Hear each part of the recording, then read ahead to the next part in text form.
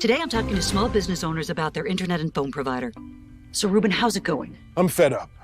I need internet that can keep up with my caseload. The speeds I'm getting now are pathetic. With Spectrum Business, you get fast internet at a great low price. 200 megabits per second for $49.99 a month and a business phone for $19.99 a month. That's half what I pay now. That's what I'm saying. Call 888-388-0203 and get 1 month free. Andrea. I'm trying to stream my classes, but it's impossible when my internet keeps dropping. Okay, breathe. Spectrum Business has over 99.9% network reliability. I need to keep expenses low, but my phone and internet bill is packed with fees I wasn't expecting. Spectrum Business doesn't have extra fees or contracts, so what you see is what you pay. I can work with that. Call Spectrum Business to get 200 megs and business phone for $69.98 a month. Plus, get 1 month free when you call 888-388-0203 today. You're watching Veterans Week coverage on ESPN, brought to you by USAA. What a great way to continue celebrating Veterans Week as we welcome you to college football, presented by Ram Trucks as a part of Veterans Week on ESPN. Brought to you by USAA as we are in Buffalo tonight for some of that Tuesday night action. Miami and Buffalo Redhawks on the road taking on the Bulls. And look, coaches poll knew how good both these teams were going to be. In the East Division, coaches had Miami 1, Buffalo 2. And then the media, who we know never gets anything wrong, had Buffalo 1, Miami 2. Which one gives tonight? We'll find out together. With that, welcome into a little Tuesday night action. Mike Golic Jr., Matt Berry alongside. I love that we are starting a college football week on a Tuesday. I love that we're talking MAC football. And I love Mike Golic Jr. We have the responsibility tonight to introduce you to perhaps one of the best running backs in the country you haven't heard of, Jarrett Patterson for Buffalo. What a special player he is. Unbelievable. 51 yards shy of 3,000 through only 28 games. And this guy is an offensive lineman's best friend. He's going to make that extra man miss. He's low, he's compact, strong legs. He's a tackle-breaking, ankle-breaking machine in the open field, and he's going to be one of the best players to watch in the MAC all season. All you need to know is his coaches told us, and they said, we know that this is high praise, but he's got a little Barry Sanders in him. You hear that? I'm sold. You're going to enjoy watching this player run tonight. On the other side of it, you're talking about Miami. They are going to go with now their new starting quarterback because Brett Gabbert was out. A.J. Mayer filled in last week. Came into that ball game and slung it. He threw it all over the field. This is a special player, Mayer, based on what we saw in week 1. Looks the part, but hadn't thrown a pass in over 3 years since he got out from high school, and all he did was respond by throwing 212 yards and 3 touchdowns in a comeback effort for the Redhawks. He came in and looked ready, and now he gets to test himself out against one of the best defenses in the conference. A.J. Mayer came in. They were down 21-10, and I tell you what, he looked the part. We'll see if he can continue it tonight. We're close to kickoff. Miami and Buffalo coming up next.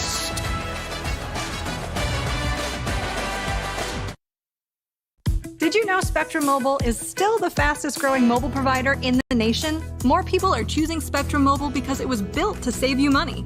Our unlimited and by the gig plans include unlimited nationwide talk and text, now with nationwide 5G included at no cost. And there are no additional taxes, fees, or contracts. You could save up to 40% when you switch. See why Spectrum Mobile is the fastest growing mobile provider in the nation. Visit SpectrumMobile.com today. Mike Golic Jr. back with you. We just talked about it a second ago. A.J. Mayer, that he is now the starting quarterback. Paul Carcaterra, third member of our team. Introduce us to this player. Yeah, Matt, a lot of people are asking, who is A.J. Mayer? Well, off the field, he's a laid-back, small-town guy from Kentucky who loves to hike, hunt, and fish. On the field, it's a completely different story. He's super competitive and can play. In high school, he won a state championship and broke multiple passing records at Covington Catholic. 6'3", 225. He feels like he runs better and has a bigger arm than people think, and not throwing a live ball in 3 years prior to last week. There's not a lot of tape on him, but he can sling it. Kark, he can sling it. Saw that last week. We are looking forward to your reports throughout the night. Looking forward to seeing more A.J. Mayer. Looking forward to seeing Jarrett Patterson and some Tuesday night MAC football. Buffalo has won the toss. They've elected to defer, so it will be Miami on offense first. Jalen Walker deep to receive the kick. It's Tuesday night. It's Maction. Let's get weird, Golick Jr. Let's play a little football. First time we're going to see it. A.J. Mayer, who came in again, we said it a second ago, down 21-10 a week ago, in for Brett Gabbert, who was MAC Freshman Player of the Year. He stepped up in a big way. Stepped up big time and going to look and rely on protection from a group up front with 92 career starts, led by number 54, their left tackle, Tommy Doyle, big, rangy guy who's probably got an NFL future ahead of him. We also expect to see a heavy dose of multiple running backs tonight for the Red Hawks. Davian Johnson, one of the players that was on their running back depth chart, will not play tonight, so we expect to see a host of other players running the ball for Miami. 1st and 10 at the 25, and it's Mayer to throw quickly on first down. Get used to hearing this player's name. Jack Sorensen is going to pick up enough for the first down, tackled by Isaiah King. Getting the ball out of your quarterback's hands quick right now against an aggressive group of defensive ends from Buffalo. 43 sacks by this defense last year, a school record. Getting the ball out, making sure you can take some of that edge off them early, going to be huge tonight. Sorensen banged up his knee a little bit against Ball State, so we'll keep an eye on that throughout the evening. Mayer the give off the edge to Kevin Davis for a short gain on first down. Kevin Davis going to be one of the guys to help shoulder that load tonight. You're going to see him move around there, be one of the motion men for this offense, in addition to likely getting some carries for a backfield that you mentioned, struggling, losing some of its top performers right now. Davis, a freshman out of Jackson, Tennessee. Kenny Tracy, we expect to see him, another freshman. So it's going to be running back by committee, now 2nd and 8. Mayer to throw, looking deep. And good adjustment on the ball, caught by Jalen Walker. They're going to rule him incomplete, covered on the play by Roy Baker. Incredible job tracking the ball, but you're going to see that right foot come down just out of bounds there. An easy call for the referees, setting up one of the first 3rd down of the game. See if they decide to maybe get the running backs involved, give them a little run after the catch opportunity here. Mayer again looks over the middle of the field, has a player open, and it's dropped by James Burns. And Burns is going to want that one back because Mayer put it right on him. He was wide open. And this is Burns' game. Averaged 25.3 yards per catch in 2019. And that time was already thinking about what end zone dance he was going to do at that point. An unfortunate turn right now and a punt coming up for the Red Hawks after what should have been a huge splash play. Tyrone Hill was the man beat, but it resulted in an incomplete pass and a punt. Ron Cook Jr. deep to receive.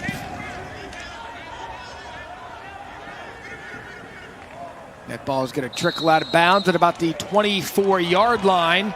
So here comes the Buffalo offense and their quarterback, Kyle Van Treese, who's been patient. He won the job, never looked back. An injury got him there over Matt Myers, but now Van Treese, their quarterback. Similar situation for what we saw in Miami side this year, but it happened last year for Kyle. Matt Myers, the starter, goes down with a neck injury, and Van Treese starts the last 8 games of that season and holds on to that job. They appreciate the competitor that this quarterback is and what he brings to this Buffs offense. We expect a steady dose of Jarrett Patterson, and if you're not worried about stopping Patterson, they have another really good back in Kevin Marks.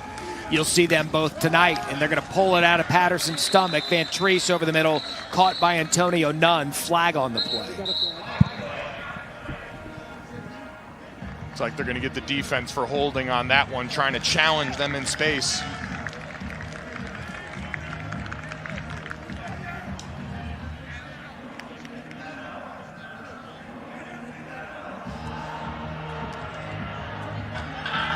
Prior to the pass, holding, defense, number 21. 10-yard penalty from the previous spot, automatic, first down. Sterling Weatherford, the guilty party. And Matt, I tell you, Antonio Nunn, number 1, matched up on Sterling Weatherford or any of these safety outside linebacker bodies is going to be a win for Buffalo all night. This is a guy in Nunn who accounted for 32% of this team's catches last year. Dynamic playmaker. Coach and staff told us if you got a quarterback, you got a running back and a receiver, you've got a pretty good offense, and Buffalo has just that. Now to 33. That's going to be Patterson just off the right side. Gain of 3. And you're seeing right now, Matt, Miami making a decision early. 8 players down near the line of scrimmage. They're going to commit one more than Buffalo can block early on here. The respect for Patterson, they're going to have to make him pay. They're looking for a one-on-one matchup on the outside with Antonio Nunn and going to try and let him go to work.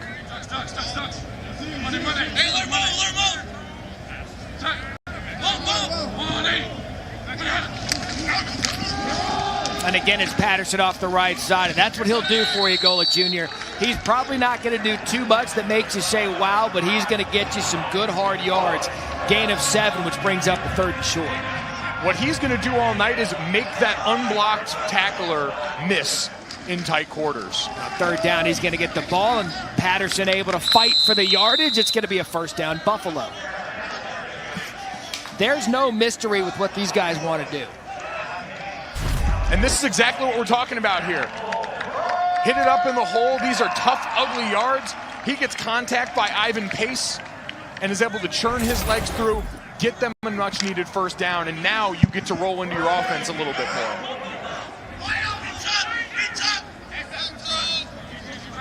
Ball at the 44-yard line.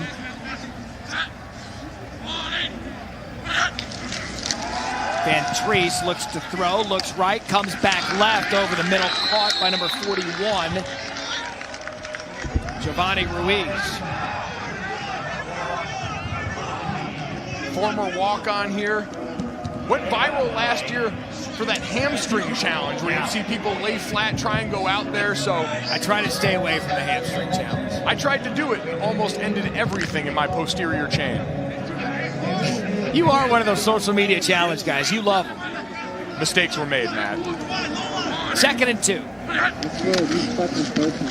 And no mistake there. You just get the ball right up the gut. Kevin Marks, the ball carrier. And I'd said a second ago, if you've got Jared Patterson to worry about, but Kevin Marks, he's a physical runner. He's going to make you pay when he gets the ball. Straight line and downhill. Their offensive coordinator, Andy Kotelnicki, told us he's great at getting the blocked yardage, meaning he's going to see what's there and he's not going to try and bounce it or make anything fancy. He's going to ride that group up front and bury you. Had over 1,000 yards himself last year.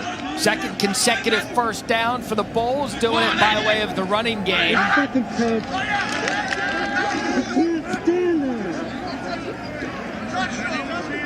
Play clock down to 3.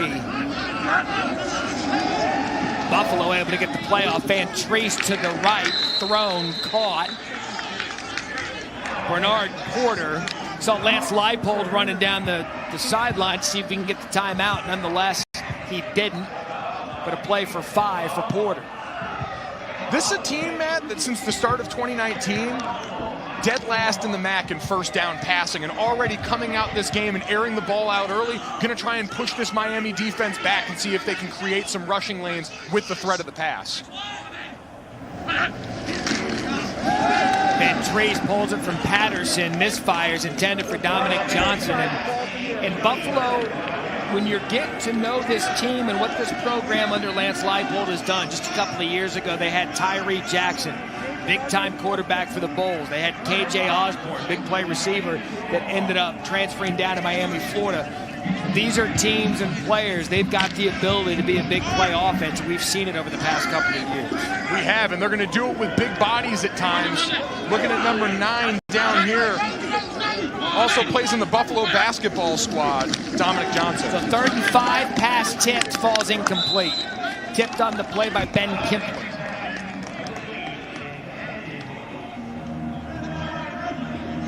Zach LaFave intended for him.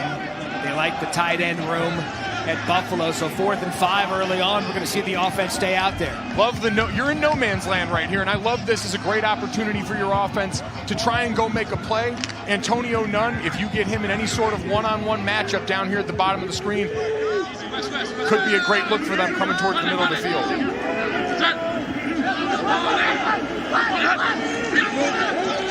Van Treese to the right, quick hitter. And pushed out of bounds. That's LaFave again. He's going to have the 1st down. And Buffalo's drive continues, 3 consecutive first downs. And Miami sending the full house on this one, gets the ball out in time. And Zach Lefebvre, Campbell Trophy watch list kind of guy. A great asset for them. This tight end room overall, such versatile pieces, and when you've got a guy like that that can go out, not only come inside, be a blocker, but a versatile pass catcher like that gives you so many options on offense. They were talking about one of the other tight ends, Jake Mullen, that knows the offense better than the coaches. They said he's going to be a coach someday. The tight end's big for Van Treese, who looks deep for none. A little pushing and shoving, nonetheless, ball's incomplete. Covered by Cedric Boswell. And you had press man up at the line of scrimmage. These are the exact opportunities they're looking for. Listed at 5'11", but make no mistake, we saw just as recently as last week, he's able to go up and get it and make great contested catches for this team. He's a fun player to watch. He's explosive, a great change of direction. They said this year, finally healthy enough, dedicated to the craft, really ready to go. He comes down, you're good right there. When he comes down, you've been on this whole time. So a counter look and a nice run on second down by Kevin Marks. It's going to be a pickup of 7.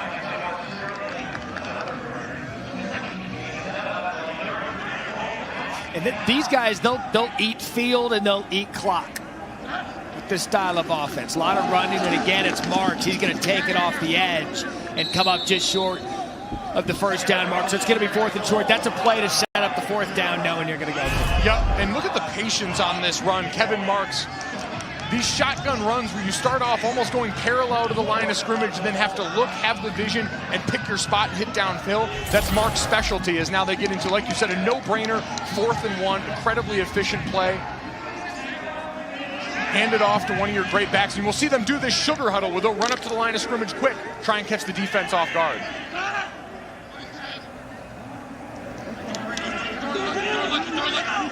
Sunday. That's going to be Patterson right up the middle, and he's met and tackled by Ryan McWood, the leader of this Red Hawks defense. And so Buffalo goes for it twice on 4th down. They convert the first time. Not this time. McWood and the Red Hawks off the field. Great job by McWood leading the charge. He's unblocked in the hole right here at the point of attack, but watch Ivan Pace come over from the other side there. He's really the one. We know Jarrett Patterson can churn through yards, tough yardage with his legs, but you get that second body in over there at the point of attack on a play like that, flowing quick.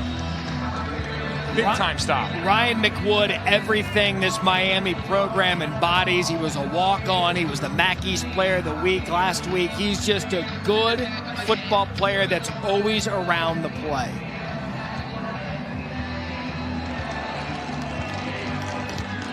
And so the measurement confirms it. What a stop by Miami after Buffalo just took pretty hefty chunk off the clock, pretty hefty drive, but nothing to show for it. Going to be A.J. Mayer in the Red Hawks offense when we come back.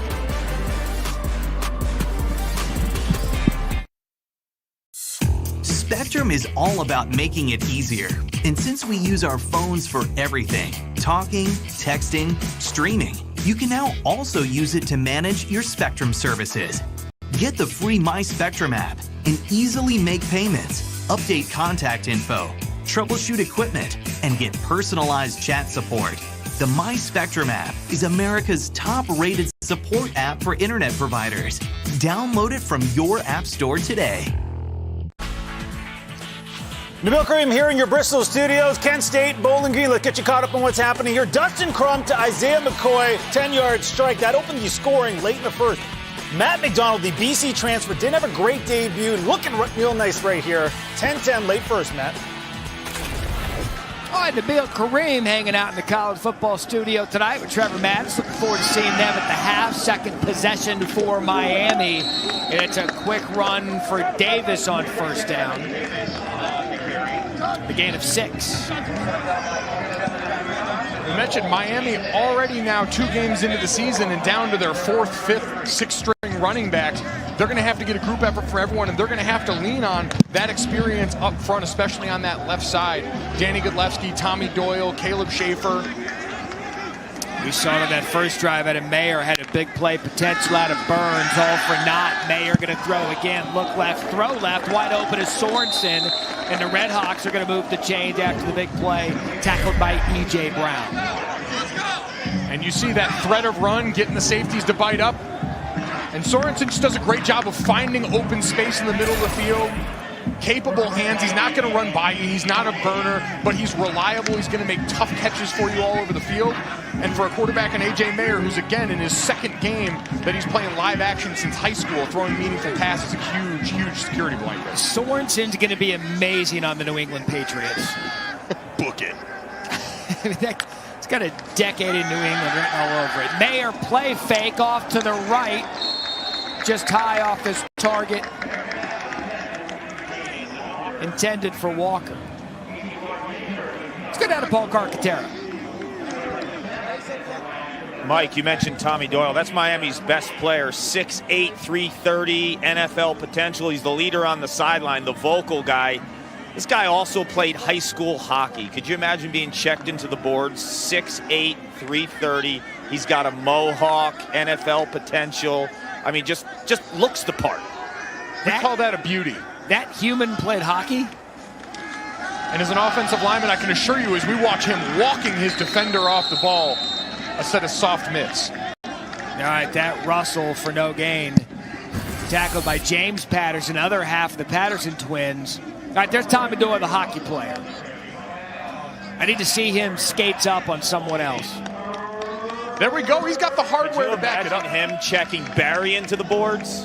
Imagine Barry skating on the ice in the corner, and here comes Tommy Doyle.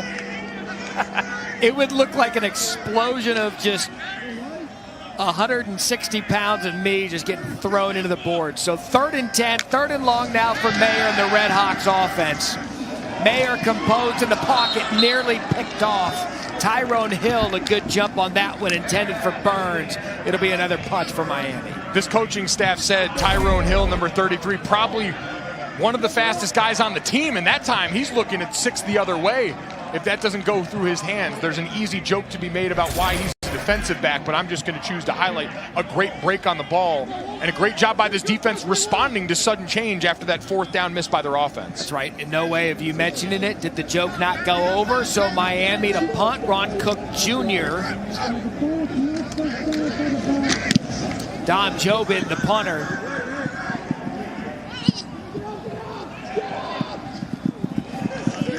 Oh.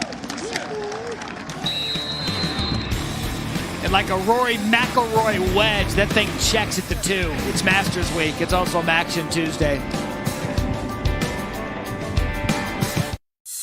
Spectrum is all about making it easier. And since we use our phones for everything, talking, texting, streaming, you can now also use it to manage your Spectrum services. Get the free My Spectrum app and easily make payments, update contact info, troubleshoot equipment, and get personalized chat support. The My Spectrum app is America's top-rated support app for internet providers. Download it from your app store today. ESPN College Football is presented by Ram, built to serve, and in part by Pizza Hut. Order today at pizzahut.com. Transit Drive-In Theater hosted a social distancing tailgate and a watch party last week's game, and tonight's game located about 15 minutes outside of campus. So here's what I want everyone to do at Transit Drive-In. You hear me, we see you. Send us a picture using the hashtag BullsWatch, and there's a chance you'll make this television broadcast. We should say it's a social distancing tailgate, and you will get on television if you send us an appropriate pic. First things first, Patterson to the Bulls off the right side. That's what I love about college football. There's no fans in the stands tonight. McWood on the tackle. As a football nerd, you're going to hear what football sounds like. There's no one in the stands. But because of that, this great community, Transit Drive-In, allows fans to come watch their beloved Buffalo Bulls. It's just a fun thing for them to get to do. These teams have found a way. It's only right that the fans would follow suit. So 2nd and 8, movements.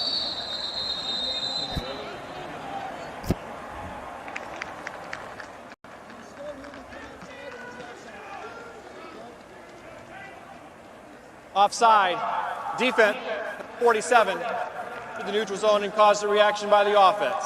5-yard penalty, second down. Lonnie Phelps, the guilty party there, and that's a great job. That's a coach point up front all the time when you're going on those double counts, try and get some free yards when you're backed up. You see him move as an offensive lineman. As long as you're adjacent, reach out, touch, collect 5 yards. Do not pass go. Do not collect $200. Just collects the 5 yards. Now 2nd and short.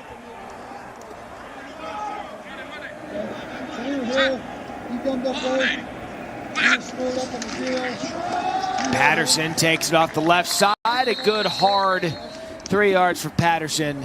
Looks as if that'll be enough for a first down for Buffalo.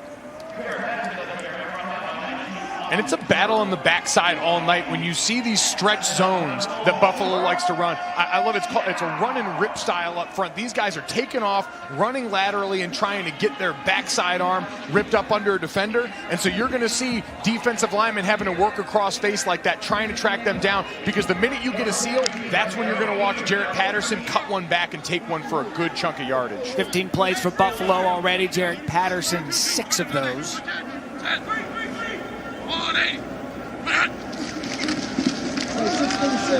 Patterson again off the left side, and you'll see Van Treese. He'll get to that mesh point. He'll hang it out in there as long as he can, make his read, and ultimately Patterson the one that keeps that one. And Patterson right there. I mean, you've got Weatherford right in the hole from Miami on defense, and he's able to eke out 3 yards on that play, 2.5 yards on that play. The difference of falling forward and going for a yard or no gain as opposed to losing it, monumental for an offense that wants to control the ball like this.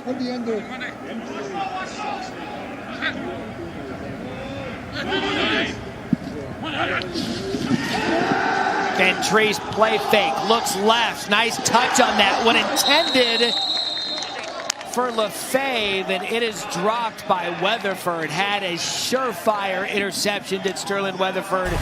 Lefebvre, Van Treese get lucky, he dropped it.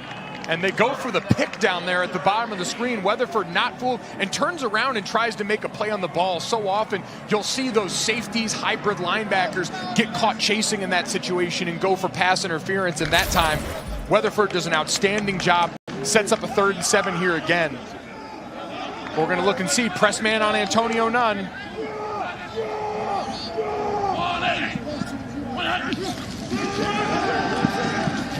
Van Treese over the middle, overthrown. And that was intended for Nunn. And nothing doing on that Buffalo offense. And Miami's going to get great field position after stopping the Bulls. And this Buffalo passing attack is going to have to start to show up in some spots, get some chunk plays to relieve that ground game that right now Miami's content to load up on and say, we'll spend extra safety bodies trying to take that away because we don't believe you can get those easy completions outside. Evan Finnegan on to punt for the Bulls. Jalen Walker deep to receive.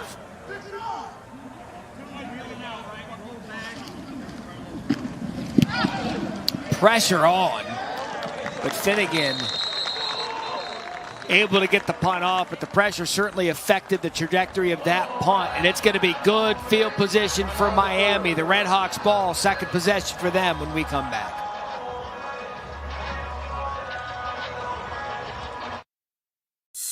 Spectrum is all about making it easier.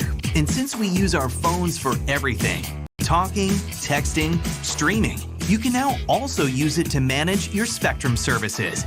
Get the free My Spectrum app and easily make payments, update contact info, troubleshoot equipment, and get personalized chat support. The My Spectrum app is America's top-rated support app for internet providers. Download it from your app store today.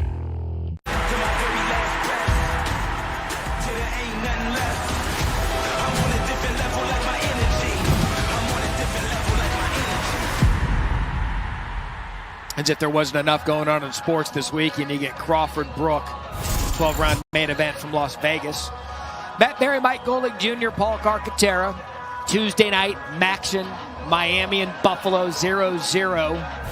3:44 left in the first quarter. 3rd possession for A.J. Mayer in the Red Hawks offense. Get the ball in Buffalo territory. 40-yard line to start this drive. It's going to be Zach Kahn on first down, and he kind of twists his body for a gain of 8. Look on the backside right here, number 89.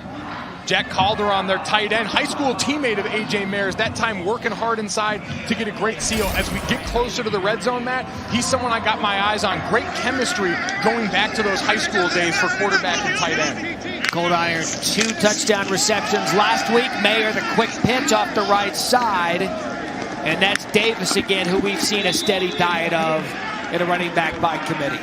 Forced out by Hudgens.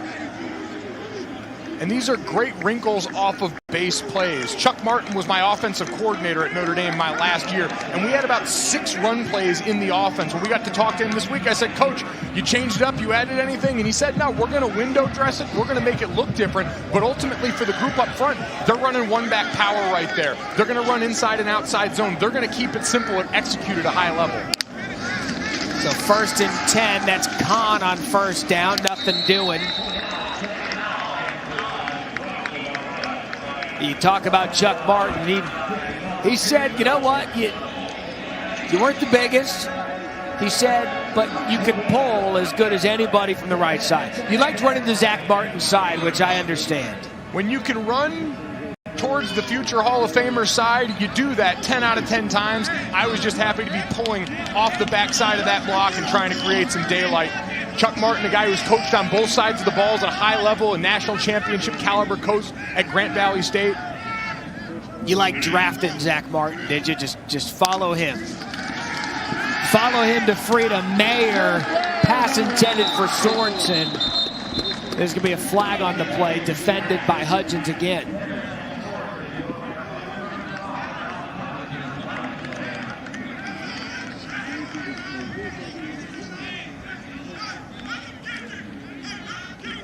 Pass interference.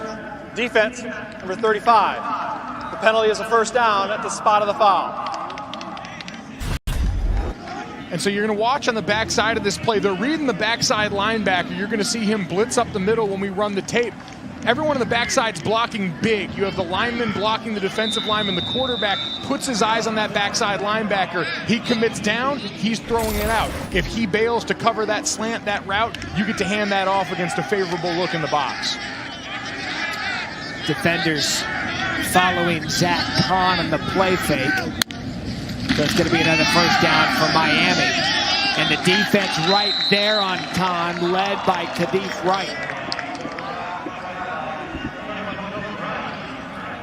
So Khalif Wright along with the linebackers in the play. 31 just comes screaming through. He recognizes what's coming his way. The offensive line burying the defensive tackle on that play, but you've got to have eyes for that linebacker, especially this group of Miami. They're going to trigger downhill quickly. Excuse me, for Buffalo. They're going to trigger downhill quickly, try and make splash plays behind the line of scrimmage. Khalif Wright, James Patterson, Tyree Thompson, a good set of backers for Buffalo. Now 2nd and 11 after the loss of 1. Mayer looks to throw. And another flag on the play that intended for Sorensen.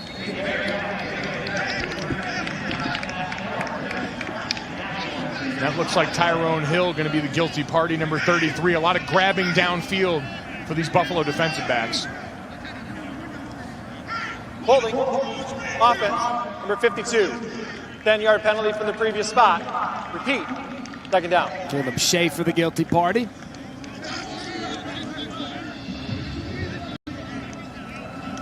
And now you're backed up 3rd and 14. Excuse me. 2nd and 21. We're backing that one up. Got 2nd down in this play. So still a healthy menu on this one as we see Jack Sorensen jog off for a break right now. Jalen Walker, another guy that can be deadly in this area. You start him out in this tight bunch formation and then try and get some routes going towards the outside for run after the catch. It's going to be Kahn off the right side, and again, he's met immediately by Buffalo's defense. That Tyrone Hill, who the coaches say has blossomed nicely through the offseason, abbreviated as it was through the first game. And a defense that had 3 scores last week. This defense is opportunistic. They're going to take advantage of it. And Hill's one of their big play players. 5 turnovers overall, and right now, as their offense has struggled to get going, you're going to need something like that. Down here, the windows shrink in this area of the field, and you've got to try and come up and make a play set your offense up, give them some sudden change. So 3rd and 19, Mayer looks left over the middle, dropped by Sorensen. Typically sure-handed is Sorensen, and that's going to fall incomplete, leaving up a 4th and 19. Caught Hutchkins' name a lot on this drive. He was the defender. You're going to see great job of just breaking down and timing it.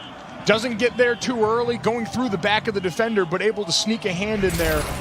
Just a great job of timing on the break, and now sets up a field goal try for the Redhawks. Going to be Henry Beckett on to attempt the field goal. 42-yard attempt. Ball spotted at the 25.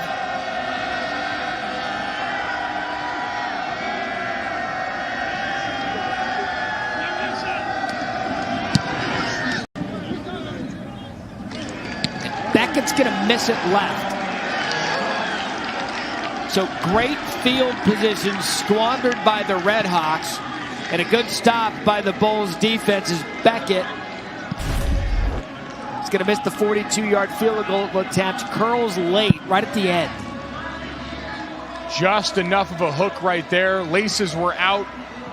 Everything good in that situation leading up for a very new and young special teams group right now. True freshman punter, redshirt freshman kicker, redshirt freshman snapper in these situations. So a group still gelling. And again, those are valuable reps you don't get nearly as much of in the offseason like the one we just had.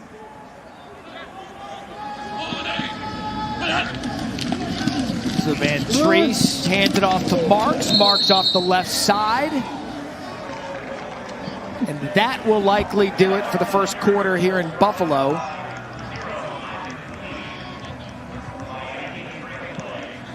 Tell you what, Matt, in the early going, very impressed right now with Ryan McWood and Ivan Pace. The linebackers for this Miami defense are playing fast and physical. They are shedding blocks, and they are running with this Buffalo offensive. And we saw McWood and them come up big on Jarrett Patterson on 4th and short that stopped Buffalo. End of the first, Tuesday night action. Tied at 0. Today I'm talking to small business owners about their internet and phone provider. So Ruben, how's it going? I'm fed up. I need internet that can keep up with my caseload. The speeds I'm getting now are pathetic. With Spectrum Business, you get fast internet at a great low price. 200 megabits per second for $49.99 a month, and a business phone for $19.99 a month. That's half what I pay now. That's what I'm saying. Call 888-388-0203 and get 1 month free. Andrea. I'm trying to stream my classes, but it's impossible when my internet keeps dropping. Okay, breathe. Spectrum Business has over 99.9% network reliability. I need to keep expenses low, but my phone and internet bill is packed with fees I wasn't expecting. Spectrum Business doesn't have extra fees or contracts, so what you see is what you pay. I can work with that. Call Spectrum Business to get 200 megs and business phone for $69.98 a month. Plus, get 1 month free when you call 888-388-0203 today. Start of the second quarter. Matt Barry, Mike Golick Jr., Paul Carcaterra on to call. Chuck Martin, 7th year as the head coach of Miami. See the first 30 games, 4-26. Last 32, 24-8. Best of the conference over that span. And that includes a conference most 16th MAC title. They won that last year, first since 2010. And Chuck Martin, he's honest, and he'll tell you, look, you're going to need patience, but I'm going to build this thing the right way. And he has certainly done that. 2nd and 7 for Van Treese in Buffalo. Quick throw to the left, caught by Marks. He's able to sneak to the outside. Forced out of bounds by Ivan Pace. And a first down for Buffalo. And you mentioned Coach Martin building this thing brick by brick. He said, we're going to be a program that recruits high school players, about 99% of our guys, not a lot of graduate transfers in this program. And that's why he lauds their depth, because of that development they have with guys that come in from that time, go through their program and learn how they do business. It gives them a chance in every game. And Treese quick throw, no one home, none. Not on the same page as Van Treese, but Coach Martin will tell you, look, there are going to be programs who bring in graduate transfers. There are going to be programs that can bring in a junior college kid here and there, but it's not Miami. It's not what they want to do. And they'll get depth. They'll go recruit. They'll go get in some players on campus in Oxford, and he said it's going to take time, because to build depth, you're going to have to go through some stretches of a young team, and we've seen that. And for both these programs, stability in the coaching staffs, the assistants, these guys are here just as long as the head coaches, so you know what you're walking into when you commit to one of these programs. 2nd and 10, it's Marks off the left side, falls forward. It's good out of Kark. You mentioned consistency when you think about Martin's staff. Since the day he stepped on campus, 7 of his top 8 assistants are still there. I mean, that's incredible. And Lance Leipold, very similar. Brought a lot of guys from Wisconsin Whitewater. These are guys that want to be in these jobs. It's not just a step into the direction of coaching somewhere else. This is where they want to be, and it really pays off, because in the rooms with the receivers and the D-backs and the line, those guys know what they want. They're building those type of players. And Trace over the middle, caught by Nunn. First down for Buffalo.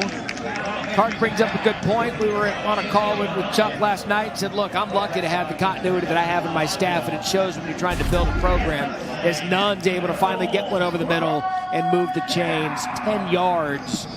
And you see that short motion out here creates a little space for him to go inside right there. Great job pre-snap by design on that, giving your best athlete on offense room to work. Ball just at midfield.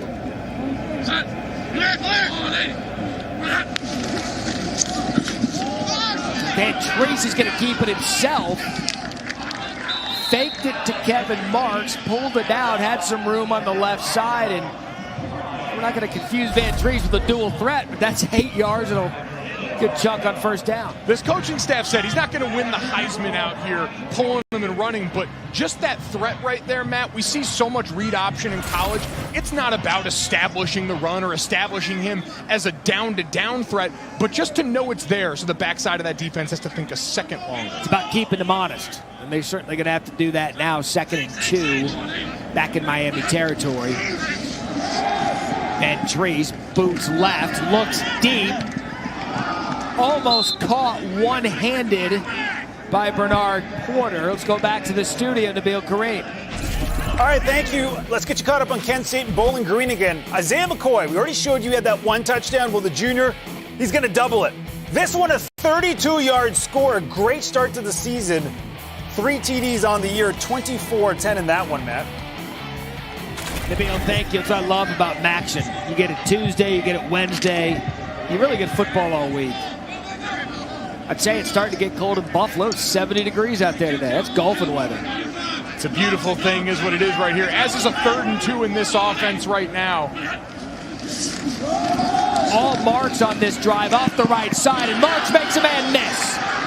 Kevin Marks, big run on 3rd and 2. We came in talking about Jared Patterson, but it's actually Marks doing the work on this drive. 30 yards, first down, Buffalo. And it's your center, number 62, Mike Nowitzki, getting that hook backside and clogging up the lanes, getting a great seal. He was able to make McWood miss, which is not an easy task. So now the Bulls have a good opportunity with great field position. Tackled on that play by Dominique Robinson, the converted receiver who plays defense for Miami. And now this is the area of the field. You see 44, Jake Molnich coming into the game. You've got 89, Zach Lefebvre down here. These 2 tight end sets where you can get these guys bunched down. Defense is going to commit to the box on here. This is when you get looks for Antonio Nunn split out by himself, or down near the bottom of the screen here, how about the basketball player, Dominic Johnson, all 6'5" of them. And it's going to be Patterson off the left side, all reliable. Gain of about 4. Brings up 3rd and short. And getting into these downs and distances, we've seen it a few times already. It makes it so easy for this team because now it's easy. You're in 4-down territory, so hammer your running backs in this spot. You're going to see, again, this sugar huddle. You can disguise personnel, having them stand behind there. The defense has to react as soon as you get up to the line. And the sugar there is Van Treese right up the middle. He's going to be held short of the first down, bringing up yet another 4th down decision for Lance Leipold and the Buffalo staff. And to me, this is an easy position. I know points have been hard to come by right now, but backed up, this is a high probability spot for you because what's the worst that happens? You turn it over on downs, and Miami's got the long field, and this is another spot we saw Ventrese keep it and run it earlier in this drive. Watch out for that quarterback read option on this play where he could be wide open again. So Buffalo again going forward on 4th down. Ventrese out of the shotgun. He's going to give it right up the middle to Patterson. And Patterson is going to have the first down, 1st and goal, Buffalo. But I am one of those people, Golic Jr., why you put your quarterback in a shotgun when it's 4th and short, rather than just get up under center and hand it off. It's a difficult dilemma. It's made a lot easier by Jarrett Patterson, who just runs into a wall of humanity right here. You get him a great downhill start at it, but I'm with you. The 4th and 1 quarterback sneak, as we look, almost looked like he had a shot at the end zone, that knee down just early. Out of the shotgun again. Ventrese going to keep it, has the defense fooled for a second, and then McWood closes on it, also helped by Mike Brown. Looked like he had his crease here. I mean, he had the touchdown right there if he hands it off, and you have Molinich coming backside as a blocker. There's not really a true read player there. Questionable call, but again, we know keeping the defense honest and hoping that maybe you'll get everyone blitzing down like they were on that last play on 4th and 1. So now 2nd and goal.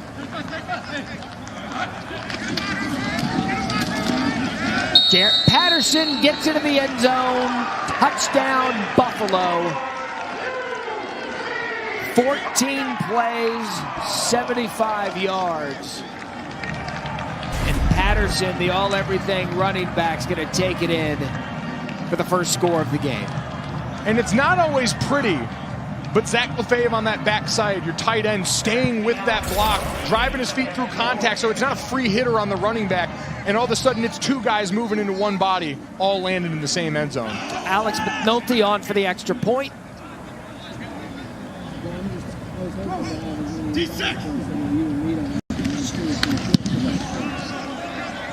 And it's 7-0 Buffalo. A lot of plays, a lot of time off the clock. Exactly what they like to do. It is 7-0. 9:20 in the second. Spectrum Mobile has no hidden fees. What you sign up for is what you pay. Other carriers add fees and charges for things they never mention up front. I hate that. The new gardener hit us with an I got stuck with a thorn fee. And there's a $12 surcharge for singing to the plants? For what? I did ask him to sing to the plants, but $12? The plant said he's not even good. Switch to Spectrum Mobile and avoid any hidden charges and fees. This one just says, I am scared of bees, $10. Where did you find this guy? He found me. Tomorrow is Veterans Day, and we honor an American hero, Guy Allegretto Jr., who grew up in Elmira, New York. Guy served as a U.S. Marine in the Vietnam War and the Battle of Quai Son. He currently lives in Buffalo. He loves Notre Dame and Buffalo football. He gives the Bulls regular motivation speeches and happens to be a mentor of mine as well. Guy, thank you for your service and your passion for life. Clark, great stuff. We echo those sentiments with all of our servicemen and women. And after this kickoff from Alex McNulty, we will show you a snippet of the pep talks that Guy sends this Buffalo team. Here it is. Every game, you have to match their intensity and you have to match their physicality every single play.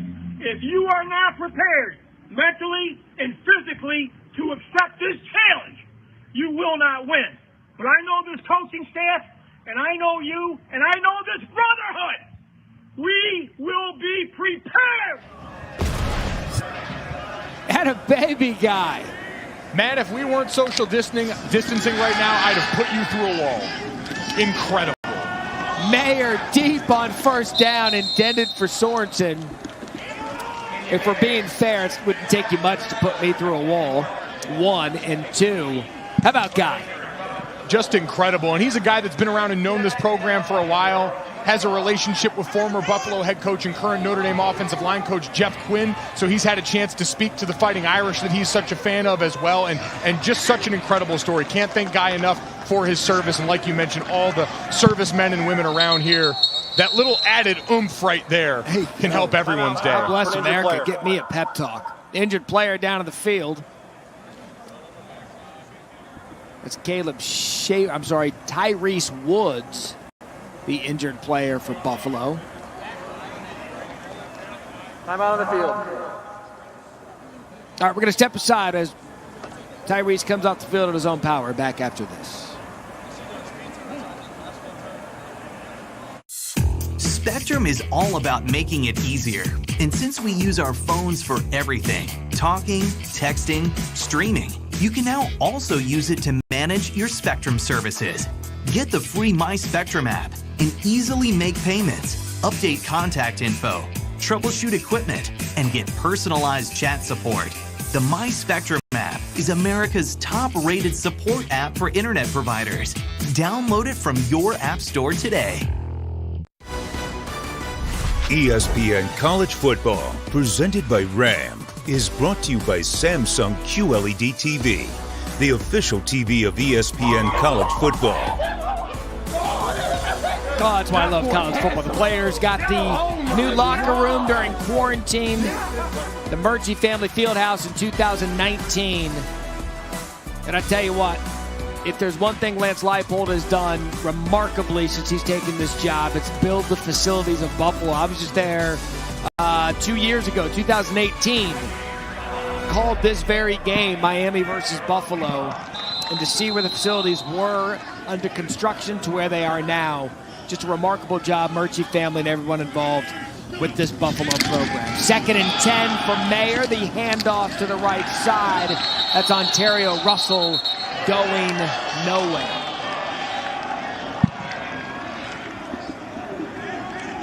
George Wolo with an all-time football name. All-timer, and now we get another third down. This Buffalo defense has a chance to build on what his offense just did. Give them the ball back quick and let them lean right now. Jack Sorensen's been your only answer in the pass game so far here.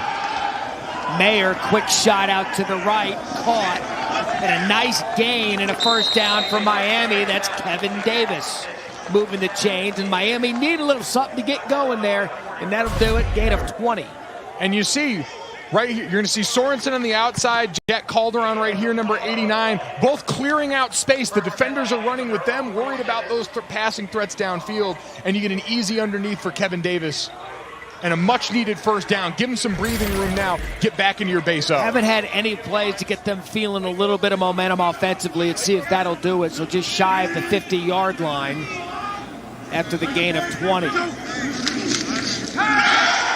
Mayer, the fake, tries to climb the pocket. Intended for Cold Iron. Thompson and Gross on the coverage after avoiding the pressure here. And a great job by the right tackle, Caleb Schaefer, right here, working right back there towards the end of the play on Malcolm Kuntz, who was last year second in the conference in sacks, led the conference in sacks with 9 last year as a dynamic edge rusher. Schaefer's a guy that was playing left guard before this. Kuntz, first team All-MAC selection, and Mayer hit immediately after it's thrown, intended for his high school buddy Cold Iron, and he's going to want that one back because Mayer stood there, made the throw, dropped it. Just a free hitter coming from the outside. You're seeing the pulling guard there, so you've got the play action working the other way. Quarterback can't account for that guy. Turned his body the other way. And that's his high school buddies counting on him to go out there and make a big play, and instead, third and sizable. Yeah, it's a play when your quarterback's able to stay in there, take the hit, deliver the ball. You're going to have to come through for the quarterback. Now 3rd and long. Mayer pump fakes, is going to go deep. And that's going to be intercepted by Roy Baker. Turnover, Buffalo. Opportunistic a week ago. Do it again tonight. Mayer the interception.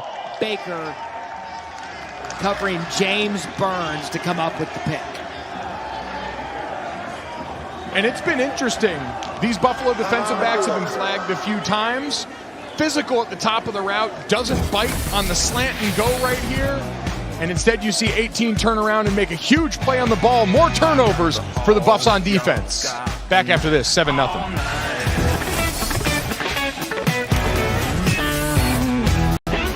Spectrum Mobile has no hidden fees. What you sign up for is what you pay. Other carriers add fees and charges for things they never mention up front. I hate that.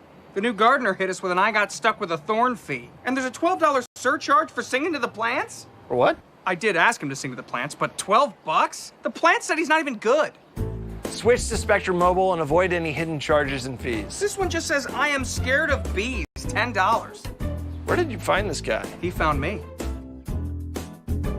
Take a look at that last series with our drive recap brought to you by Enterprise. 14 plays, 75 yards. None was involved, but it was really the running of Kevin Marks that gave Buffalo an opportunity. We saw Van Treese get involved. That was just a steady drive going, Junior. Steady driving exactly where they want to live. Bust one big play on the ground, stay in manageable downs and distance, and then lean on your best player. Let Jarrett Patterson take you home. So Buffalo's ball again after the interception. Van Treese is going to roll left, but he's going to throw back right. Taking a shot, has a receiver open. Trevor Wilson, touchdown, Buffalo. What a play call. And Van Treese, a big one to Trevor Wilson, wide open, 78 yards later. Buffalo now up 2 touchdowns, next point away from 14-0. Outstanding job on the throwback play here. When we talked to this coaching staff and we said, we know Antonio Nunn, who's the next guy? They said Trevor Wilson is explosive, and when he starts to really refine his game, he's going to be the next big receiver for this Bulls squad. And you see why right there. Nothing but daylight. Great ball by Van Treese to put it out in front of him. So McNulty on for the extra point. How about Van Treese rolling left, throwing back right across the field?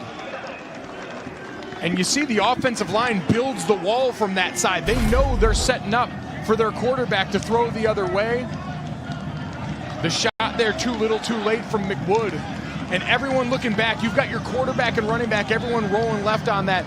Throwbacks, wheels, they're always open in college football, but your quarterback having the ability to give it there. Look at the offensive line right here. Watch them all form a wall over on this side of the field to try and give their quarterback extra time on this play. Everyone building up this way. And Emmanuel Ragumba had bad eyes, is what coach will tell you. Look into the backfield. And Wilson able to get behind him. I'll give you a full disclosure conversation during the commercial break. Golic Jr. and I are sitting here, and I said, I'll tell you what, Mikey, this has 14 plays, 75 yards, and about 6 minutes looking all over it. What do they do? First play at a break? Deep. And we talked about it. They came out at the beginning of this game throwing on first down more than we're accustomed to. They understand how teams are going to play them because of this rushing attack. And I have an apology, Matt. I have heard you, Bulls fans, hit him with the Buffs going to break. We know it's the Bulls around here for Buffalo. Put some respect on their name. What did I hit him with? I hit him with the Buffs. Oh, you did? Know it's the Bulls. Oh, yeah, okay. Well, you know, that's going to be a flag. We'll give you that one. But you know what they are 100% of the time? Buff tough. Give them Buff tough. Got a buddy of mine here at ESPN, Ed Marlette. Big Buffalo. Kick off out of bounds. Kicking team. Ball be placed from the 35-yard line. First down. Let's go to the studio, Nabil Kareem. All right, thank you, Matt. Coming up at halftime with Trevor Maddux, we're going to talk about this COVID situation. 2 more postponements in the SEC. Will they be rescheduled? When will they be rescheduled? We got more Maction highlights for you. And Tuesday takeaways. It was a great weekend in college football. And here's a shocker. Trevor likes BYU, Matt. Nabil, thank you. Rob Lemley producing at halftime tonight. I'm going to have to talk to him about doing the halftime pop at 7 minutes, 40 seconds left in the second quarter. Staple, halftime pop, 4 minutes under. Bold strategy, Cotton. Let's see how it plays out for him. We'll see how that goes for Len and the crew. Great job by everybody who works on weekends in those college football studio wraps. Down. Ball at the 35 after the kick out of bounds. See if A.J. Mayer in Miami can respond. Play fake, roll right for Mayer over the middle. Caught. Jack Sorensen, Mr. Reliable. And this is what Miami's going to have to do right now. They know if they spend too much time sitting back in the pocket, they're going to give these ends, they're going to give Malcolm Kuntz a chance to tee off on this offensive line, this pass rushing outfit that, again, produced 43 sacks in 2019 for the Bulls. Now you get yourself a manageable down and distance. Now you get a chance to let Zach Kahn come down here and lean on him. So second and short, it is going to be Kahn off the left side, has some room, and a flag on the play. That one likely coming back. Marcus Fuqua on the tackle.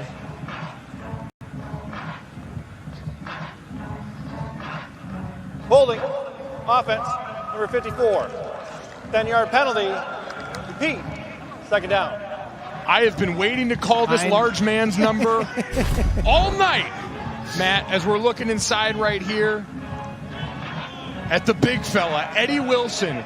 320 pounds of thunder wearing 0. The prophecy foretold, Matt, at the beginning of the season. I said only defensive linemen over 320 pounds should be allowed to wear this number, and he is the one I have been searching for.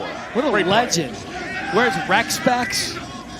Just goes for it. Second and 12 now. Kahn off the left side, met by a host of Bulls defenders. Able to get away from it. That's a good hard run. It looked as if he was going to be tackled for a loss by Tim Terry, but he's able to get out of it. Tyree Thompson's the one that's going to bring him down. Bully ball, stiff arm, runs through a tackle right here. You cannot arm tackle this man, dragging 5-6 defenders with him on that play. That is a singular effort that's put them in a third and much more manageable for a play that was dead to rights. How many games we've called together this year? 6 or 7, and I can firmly say that Eddie Wilson is Golick Jr.'s football soulmate. Jersey rolled up. He's ready to get active on this 3rd and 6. You were in love at first stomach. Mayer, incomplete. Intended for Cold Iron again. Can't get on the same page. There he is. Just majestic. You don't have to pull the jersey down. Live your truth, Eddie Wilson. He's a guy that's going to eat up space for them in the inside. He's worked hard to reshape his body this offseason, too. Was playing at around 340 last year. Has dropped almost 20 pounds. Moving a lot better for this defense. And helping create plays like that. Drive stoppers, those offensive penalties like we saw there. Could have been a holding on the last play, quite frankly. Yeah, with all due respect to some of the kickers we've seen wearing 0, that's who we'd like in that number. That's a man, Matt. So the punt from Miami is going to take a good Red Hawks bounce.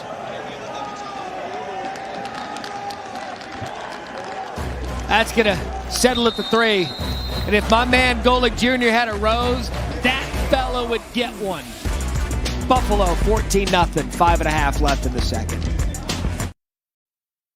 Did you know Spectrum Mobile is still the fastest growing mobile provider in the nation? More people are choosing Spectrum Mobile because it was built to save you money.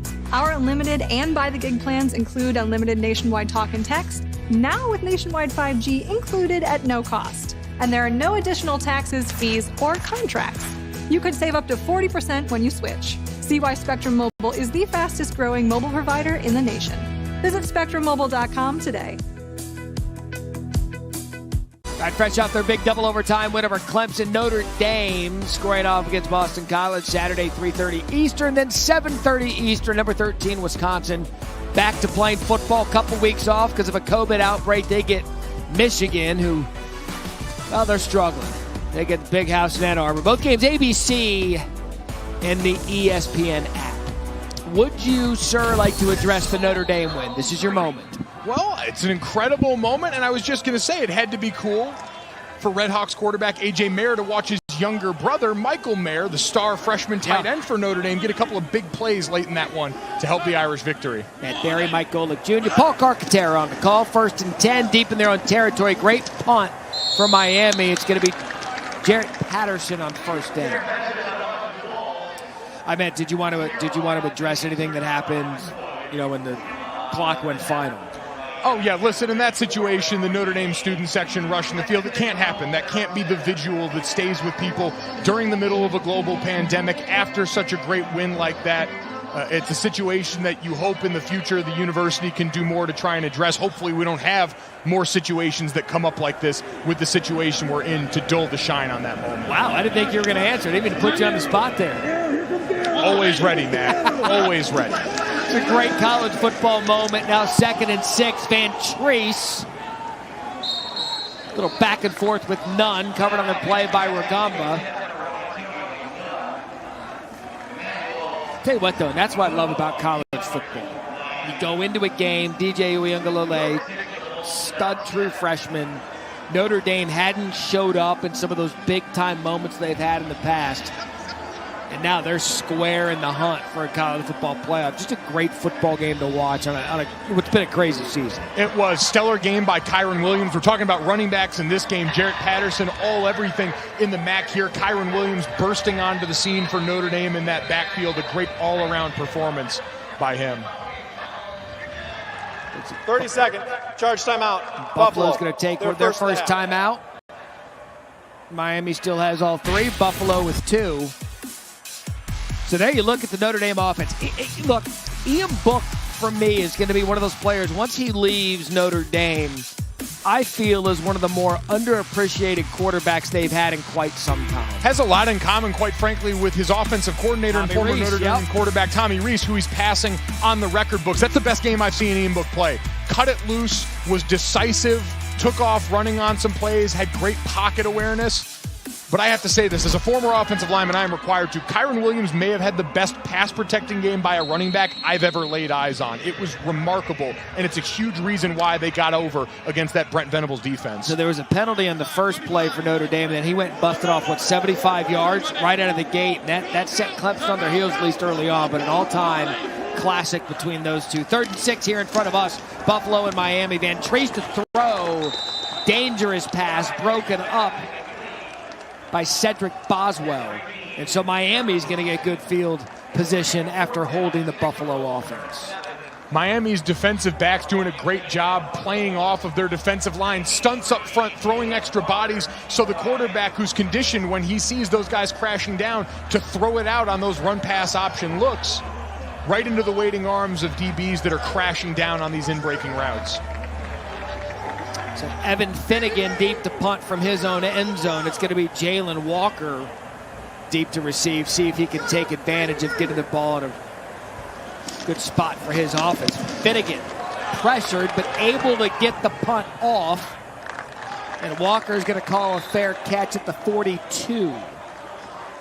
Our next UFC Fight Night Saturday in Las Vegas, only on ESPN+. Paul Felder just took this fight on 5 days' notice as he takes on Rafael Dos Anjos, who moves down in weight. It's a fight in the lightweight main event. The prelims begin 4 Eastern, the main card, 7 Eastern, 4 Pacific. To get ESPN Plus, go to ESPN.com or download the ESPN app. All right, so this is go time for Miami. Good field position, all 3 timeouts. Struggled a little bit in this first half. Plenty of time, 4:45, ball at the 43. And Mayer's going to play fake on first down. Has a receiver and another drop for Miami. And that's the second drop on a wide open play we've seen out of James Burns. I'm glad they went back to him, though, on this one, Matt. You see the run cell right here. 33, Tyrone Hill biting up, and him just running scot-free behind everyone. And twice now. Those are going to be the difficult ones, and that's what's defined this game so far. 2 drops by Burns, albeit that one a little further out in front of him. Jack Calderon, their tight end, with a critical drop earlier. Mayer's former high school teammate. These are the plays they're going to have to start making in the second half if they want to stick in this game. Miscues for Miami early on, and they're going to try to run it up the gut. Nothing doing there. Tackled by big number 95, Tyrese Woods. And if you're Miami, it's not a staple of your offense, but I think you've got to start to mix in some motion. We're seeing Kevin Davis come on the field, number 26. He can be that motion man for you sometimes. You've just got to, at the snap, start to get these linebackers, especially for Buffalo, on their heels. James Patterson, twin brother Jarrett Patterson, they're such downhill players that if you're not giving them some eye candy at the snap, it makes life too easy. So third down, a run up the middle. They're going to get some good yardage here. You'd have to think that was one of those play calls to go forward on fourth. Kevin Davis, the ball carrier, tackled by Malcolm Kuntz. Absolutely, and a great job by the left side of this offensive line. You see Pete Nank, the left guard, getting his hat across, driving down. And you're right, Matt, a great call when the defense is backed off. A 5-man box up front for that offensive line on third down, knowing you're going to go for it and getting that information to your play caller early. That brings up a 4th and 2. And you're going to hug this side of the line right here. Tight ends, plenty of blockers on there. Run it to the right, give your running back a great cutback lane. Zach Kahn in the backfield. Kahn's going to get right up in there. It looks as if he has enough for the first down for Miami. And after the drop by Burns goal, they needed something to go their way to extend the drive to maybe get some points before the half. And it's just another great example of having a plan going into the series of when we're going to go for it as they get the much-needed first down there. And we mentioned those tight ends creating that wall there. We've talked so much about Tommy Doyle, number 54, getting up to the second level, creating a rushing lane. And then we've seen Zach Kahn has the ability to shed tacklers all over the course. Had a tough run for a first down earlier and a huge one there. Kahn, a physical player, 5'10", 211. It's under further review. They're going to take a look to make sure is a first down was achieved. Zach Kahn got the necessary yardage for the first down. You know, this game, as we take another look at Kahn here, is going to go right up off the left side. And we're going to see it from the other angle, but I think he finds that gap late. Right here, hits into the back of his tight end. A push from Godlewski coming right there. And there, I think you see him falling forward. And again, the ruling on the field was a first down was gained here. And I don't think you're going to find anything, especially with all these bodies around in the middle of the field, that's going to be able to overturn that. No conclusive video evidence here. Watching to see if the knee hits down anywhere beforehand. Yeah, I think his torso was almost a half yard over the line there, so this should be an easy look. So we get probably our best angle of it right here. We needed 2 yards. I always love that. We've got the benefit of all these big monitors. They got to call a ball play and look through that little tiny screen. I think my cell phone screen's bigger than that. After further review, the ruling on the field stands. First down. All right, so there you have it. And Miami didn't need to use one of their timeouts. They still have all 3. Buffalo with 2. And this is a great area of the field, Matt, coming off that big fourth down gain right there, where you can take a shot downfield. We've seen both teams use some play action where you'll pull an offensive lineman, try and buy up the eyes of those linebackers and create space in the middle of the field for a guy like 13 and Jack Sorensen lined up at the bottom of your screen here. It's going to be Mayer on first down, looking right, has a receiver again, and this time it is caught. Touchdown, Jalen Walker. Isaiah King was on the coverage. We have talked about Mayer having dropped balls throughout the first half. This time, puts it on back shoulder. Walker and a touchdown, and Miami gets on the board before the half. Great job stemming to the inside. Let's see if he gets that left foot down in bounds before he hits that pylon. Turns back to get the ball. That left foot, it's going to be interesting. You don't see it hit down clearly in that area. Ruling on the previous play was a touchdown. That ruling is under further review. All right, so here's the view right here. Oh, and there it goes, tapping down. It looks like it taps down just in bounds there, and then he's going to hit on the inside of the pylon. Tap it is exactly the way to put it, because I think we're all looking for the full foot contact with the turf, but it looks as if his left toe tap, right? You're going to see it right there.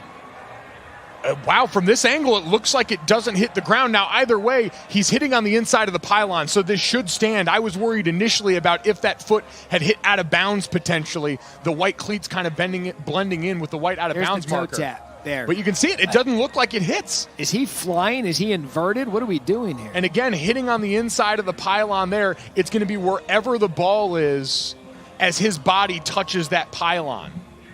That's both the plane in the end zone and the out-of-bounds portion. We see running backs get into trouble here all the time, Matt, when they're running towards the pylon, ball in their outside hand. But you see this. Let's have another right look. Here. Let's bring that back. I want to see it, that close-up.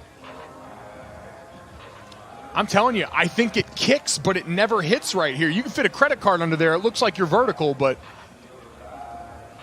I think ultimately that never touches down, and really that becomes less the issue now that we know it was all inbounds anyway. I think his body still hitting on the inside of that pylon is going to have him good to go. Which end result is going to be a touchdown, but now if we think it's going to be a touchdown, can we talk about the miraculous athletic feat of his feet to not touch the ground there and stay up? It's incredible. I don't know how that's possible. I mean, I think you could fit a stack of your credit cards under there. And I've seen your wallet. You've got the Costanza wallet. Real thick one. It's nice and broken in. Yeah, there we're going to see it. I think that the play's probably going to stand as a touchdown right here. It looks like we don't have anything. After further review, the ruling on the field stands. Touchdown. What a catch. What an effort. Jalen Walker, A.J. Mayer, when they needed it most, Miami, and we said it through all of our meetings throughout the week as Henry Beckett on for the extra point. Miami down 21-10 a week ago. This is a team that it doesn't matter what the score is, whatever the situation. Beckett's going to want that one back, but it's good either way. They're in this game. They do not get down when they are down. And in a half that's been dominated by Buffalo, 2:54 left, it's 14-7.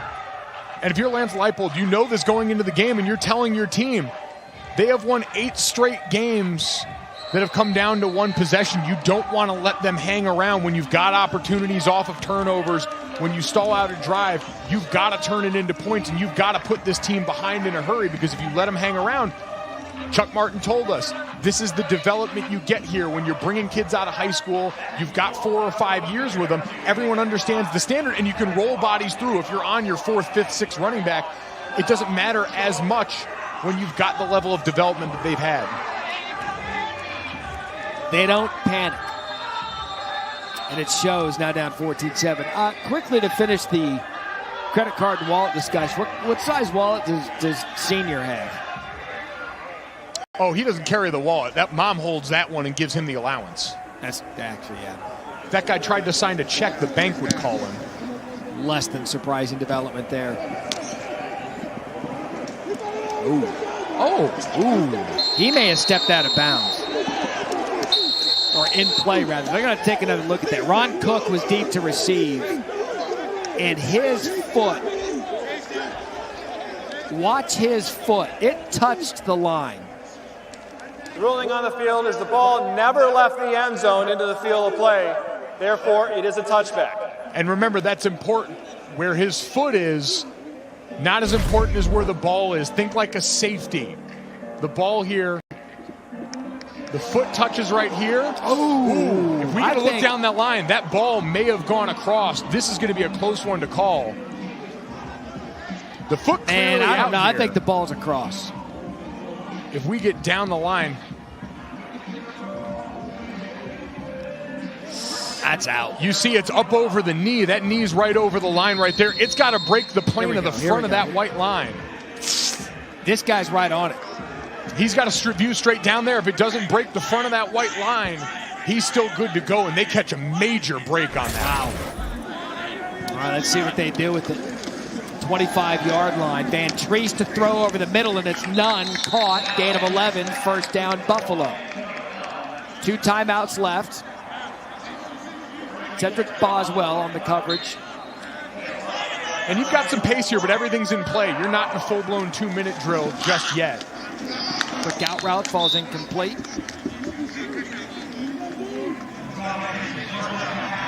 Middle of the field's wide open. This is when runs, just like we saw from Miami on that last drive, as you get into different downs and distances, and especially as they get towards midfield, mixing a run in on 3rd and medium, 2nd and long, where all of a sudden you can pop one with this group as you go 5 wide right now.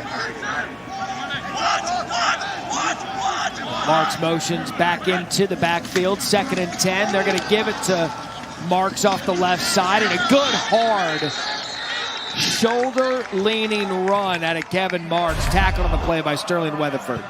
And just what we were talking about there, Matt. You watch the backside run their legs on contact and keep everybody moving. These defenders have gaps to play, and your job as an offensive lineman to keep your hat play side and to run him through that gap as he tries to maintain his responsibility, open up a nice lane for your back. So under 2:30 now, Buffalo still the 2 timeouts, just shy of midfield. Van Treese play fake, rolls right, throws to the sideline. Intended for Dominic Johnson, incomplete. Good coverage on the play by Boswell. This Miami secondary's been on top of it all day, not buying into the misdirection here. Buffalo trying to use some motion from their tight end, Jake Molinich, and to no avail so far.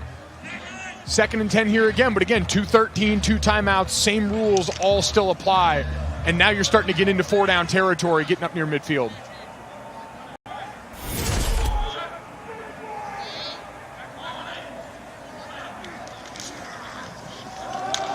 Again, it's Mark, shows good patience. Gain of 4.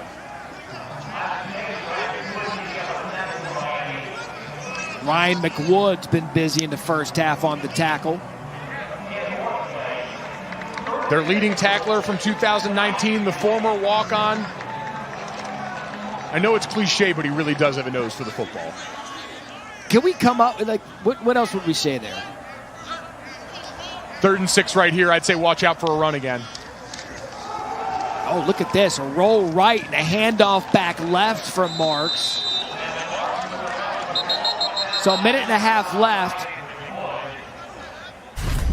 That sprint draw you see Clemson run all the time where their offensive line just stops and turns. This time their group's trying to get you to run and then see if you can get that defense committed upfield, make a nice easy lane. Sort of design cutback for your running back on that play. Now you set up 4th and medium in this spot. There's our boy McWood again on the tackle. That nose for the football again showing. 4th and 3.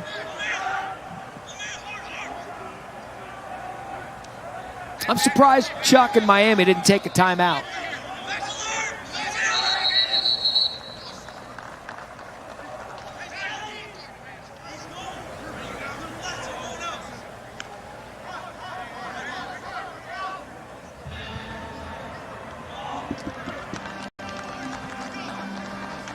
And it looks like they were just getting up there, seeing if they were going to get them to move with a lot of that motion. Going to try and pin them deep and end the half right here. You surprised that Miami wasn't a little more aggressive with the timeouts? They've got all 3. You can't take them with you.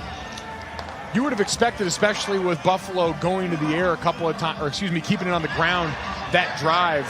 Not going to bail them out there. Again, a little surprised with both teams right here. They took the delay game penalty. Offense, 5-yard penalty, 4th down.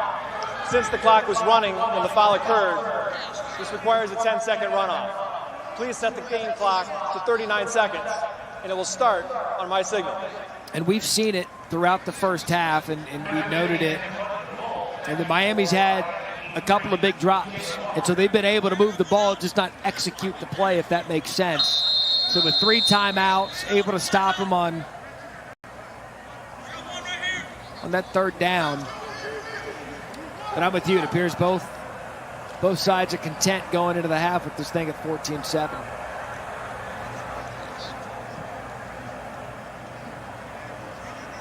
Evan Finnegan on the punt.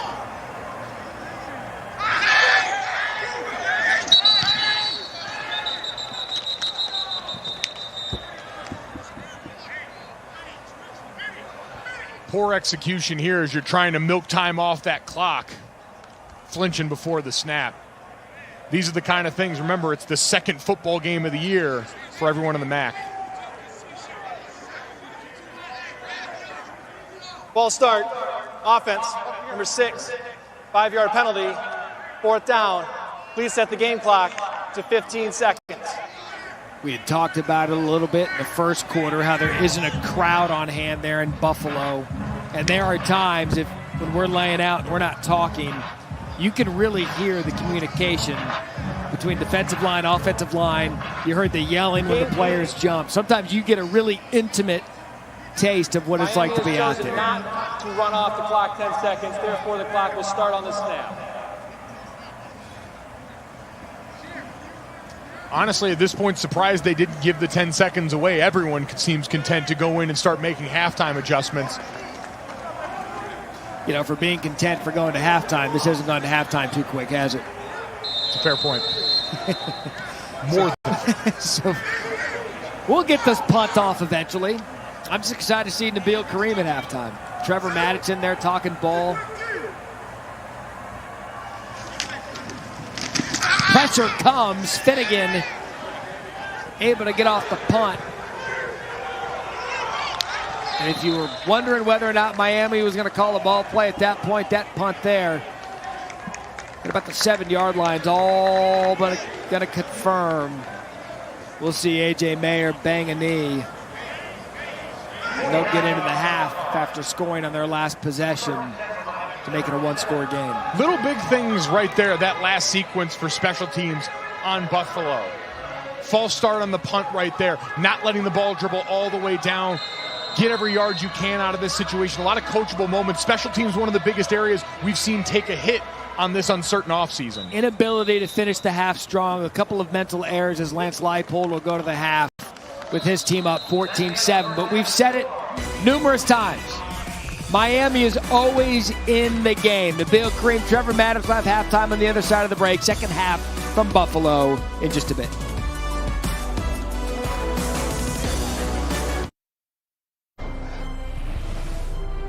You're watching Veterans Week coverage on ESPN, brought to you by USAA.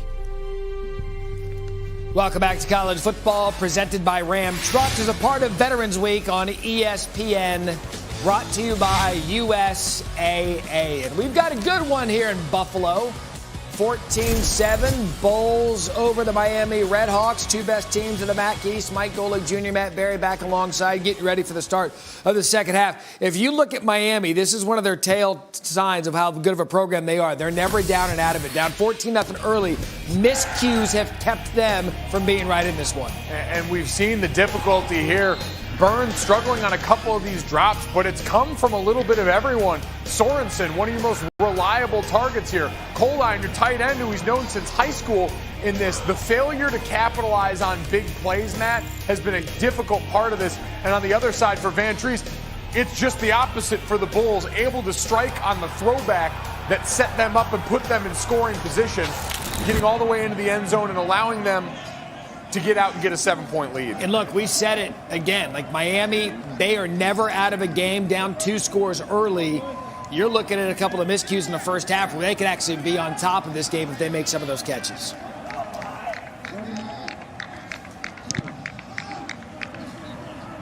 So Buffalo won the toss. They deferred to the second half, so they're going to get the ball first. Good special teams there by Miami. Let's go to the third member of our team and say hello again to Paul Carcaterra. You know about Jared Patterson, but I just spoke to Lance Leipold, and he loves the way Kevin Marks is running the ball. He said he's playing so hard, he's relentless with his approach at the line. And if you look at it, he only had 6 carries a week ago, so he's fresh as can be.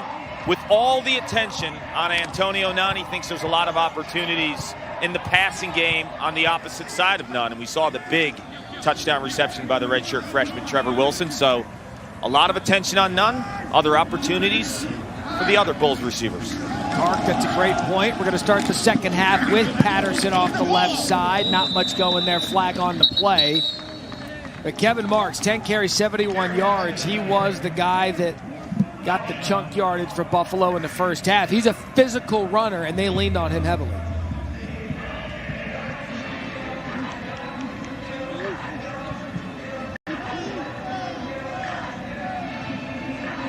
During the run, holding, defense, number 99. 10-yard penalty, which will result in a first down. Anthony Collier, the guilty party. Not one you often see right here, as you hear an angry coach somewhere down on the sideline holding called on the defense. A lot of times those defensive linemen, when they're trying to get into a double team of an offensive line, they'll hold that player trying to get up to the linebacker. Usually don't catch it. There they did. So no crowd, hot microphones. I'll give you the apology once for anything you may say or hear during a college football game from the coaching staff that's all fired up. And Matt, this is what I expected more of there. Jake Molinich, who's more of a fullback for them than a tight end necessarily, but they said don't let his appearance fool you. They took these online quizzes for the offense. It was a Kahoot test where everyone had to go through, and they said he scored higher than the quarterbacks. His knowledge of the complete base of this offense is unmatched. They said there's no question he will be a coach someday with his knowledge and love of the sport. Now 2nd and 4. And that's going to be Marks off the left side. You see what they're talking about with Kevin Marks Jr. Physical run, big play, first down Buffalo. Salopek on the tackle. And this is set up by Jarrett Patterson. That's why you have these two backfield sets here. Look at Patterson and watch him on this play as he's going to lead up and fit up on Weatherford right here, sticks him inside out, gives a great lane for his buddy Kevin Marks, who's usually the blocker in those two backfield sets. That's a great tendency breaker. The defense has seen 5 blocking for 26 out of those looks. Now you go the other way, and again, more for Weatherford and those linebackers and safeties to think about. Marks 11 carries, 90 yards. Imagine the selflessness with both of these running backs, both juniors, both helping each other out. Van Treese back to throw, and over the middle, caught by none. And Matt, what we're starting to see now is wide to go in the middle, using all the attention that's going to your running back outside to create space in the middle of the field. You see everyone leaking outside because they see Patterson going out on that route. And speaking of Patterson, he's going to cut off the right side, and a nice move by Jarrett Patterson out of bounds, and Buffalo comes out of the locker room with 2 big runs by their running backs, Patterson and Marks, a play by none, and it's all systems go. Big hit by Molinich right here, laying the wood on the edge. And then Patterson, that quick stutter right there, that's what he does so well, change speeds in the open field. Give me the Mayockism you were talking about. Quicker than fast. That's to hear that all the time covering the combine. It's the perfect descriptor for him. It's exactly who he is. He's quick. He's got the quicks. He's not going to break you with some breakaway run, but he's going to be shifty. He's going to find his way to a couple of yards every time he touches it. It's just smart running, and you see him setting up in the inside, has the quickness to bounce outside. But when he gets a defender one-on-one, the O-line can account for their 5 guys. You get tight ends, they account for them. The running back's got a man in every run scheme, and he's almost guaranteed to make everyone miss.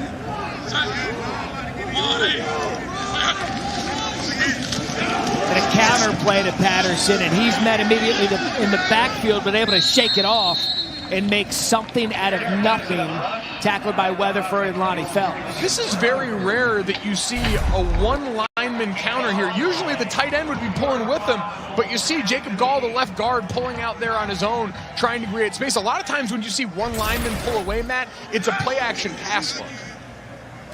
So 3rd and 5, opening drive of the second half for Buffalo.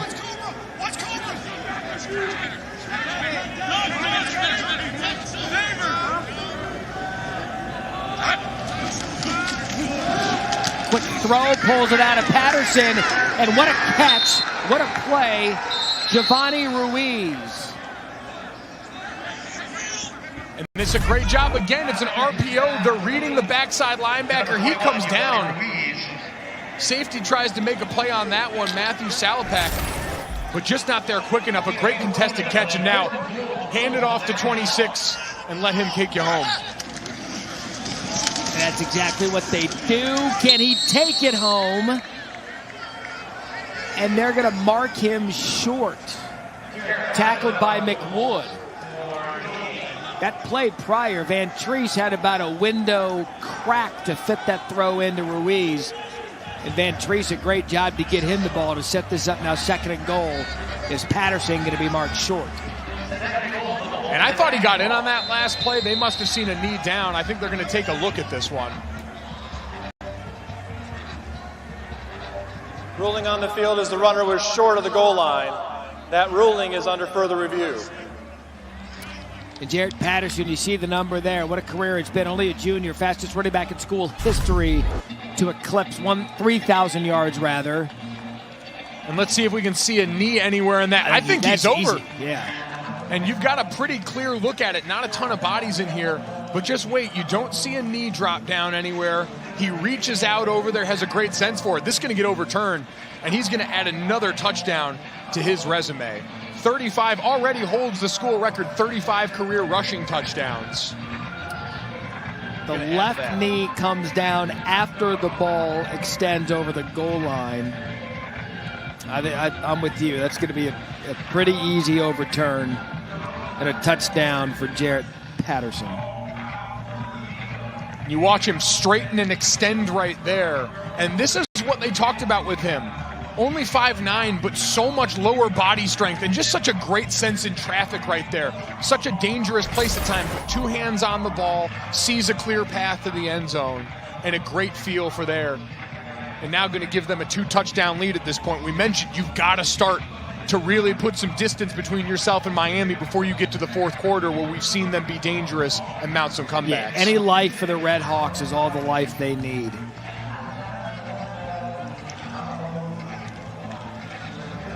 After further review, the runner's knee was not down when the ball was across the goal line. Therefore, it is a touchdown. Please adjust the game clock to 11 minutes, 6 seconds. 11:06. Thank you. Effective opening drive for Buffalo out of the locker room. 9 plays, 80 yards, and a Jarrett Patterson touchdown, now up 20-7. A drive that starts with Jarrett Patterson as a blocker, springing a play for Kevin Marks, his backfield mate, and ends with him hammering it home, crossing that 3,000-yard mark, is a quintessential Bulls drive.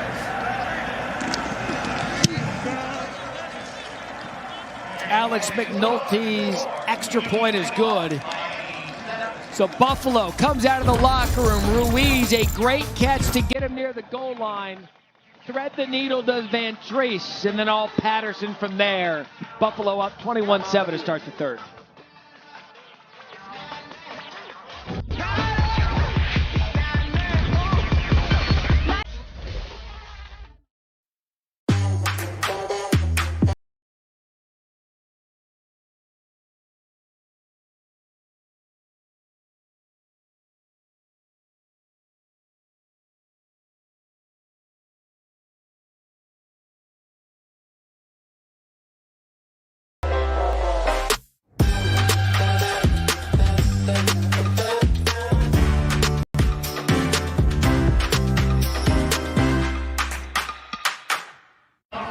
Buffalo a touchdown, Jarrett Patterson, and that Bulls offense effective out of the locker room, now up 21-7. Jalen Walker deep to receive the kick. Alex McNulty going to kick it deep. It's going to be Jalen Walker.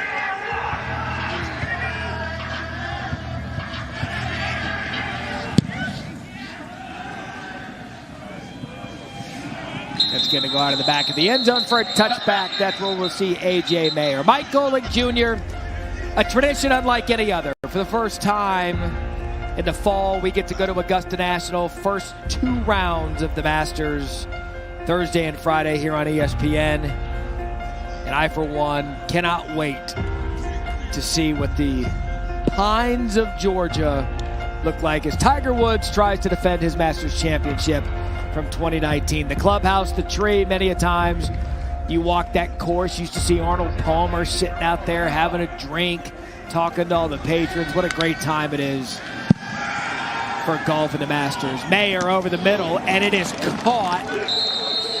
Austin Robinson on a reception. Roy Barker on the cover. We talked about it coming out of the half. They needed to hit on one of these big plays down the field. You get a one-on-one look here, breaking in. They finally managed to hang on one. Let's see if this can be what sparks a Miami drive where they can go consistently and march down the field here. They've done a great job protecting so far through the night. We talked about the matchup with these ends against the tackles, Tommy Doyle and company on the Miami side, and so far a clean stat sheet, no sacks allowed by Miami. And what did we say coming out of the half? It was about the drops. First play from scrimmage, second half. Austin Robinson comes up with the catch. Let's go down to Paul Carcaterra.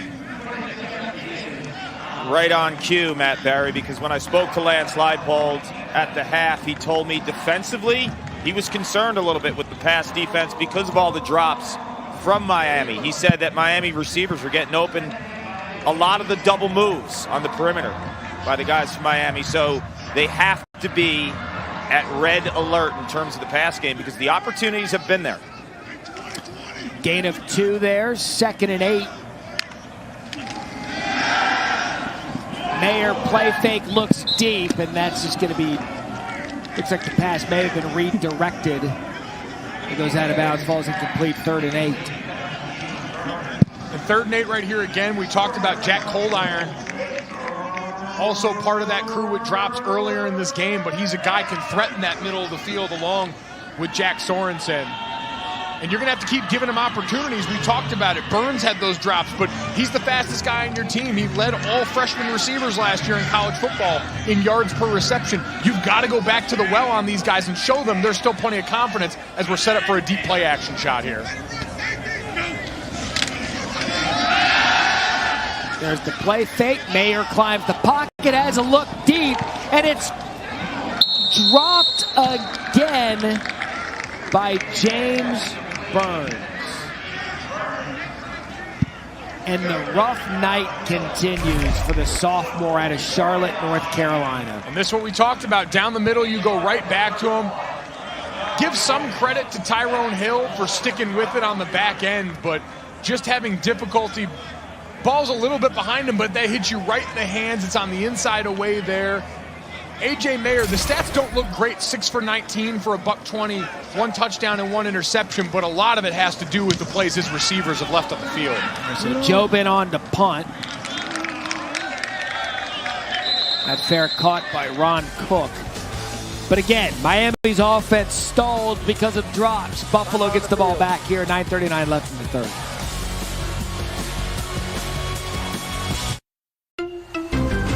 Drew, heard you've been auditing your business expenses. Yeah, it's my internet and phone bill. It just doesn't add up. I'm paying hundreds more per year than what I signed up for. It's all the hidden fees. No one ever told me that. Classic.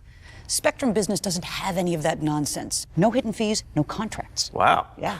That sounds great, but I'm stuck in my contract, so... No. Spectrum Business will buy you out. Really? Really. Great. Man, I feel like it's April 16th. ESPN College Football, presented by Ram, is brought to you by USAA. This Veterans Day, join us in thanking those who served. And a look at some of the brave men and women from around the world sporting their school colors. At ESPN, we salute America's heroes for their incredible sacrifice and service to our country.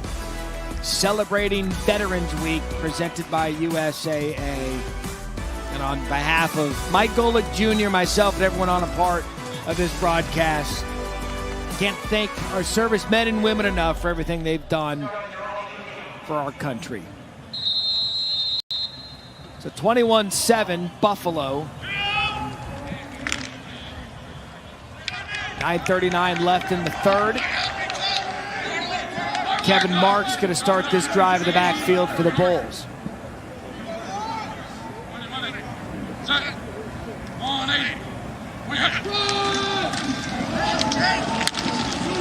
It's going to be Marks off the left side. Short gain on 1st down. Dominique Robinson, the tackler.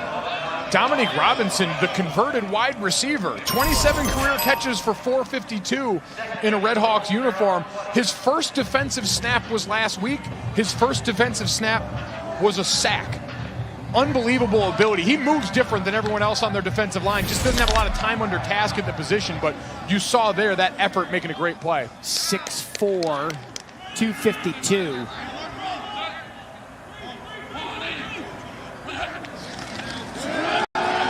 Second and 8. Van Treese over the middle has a man and a strike.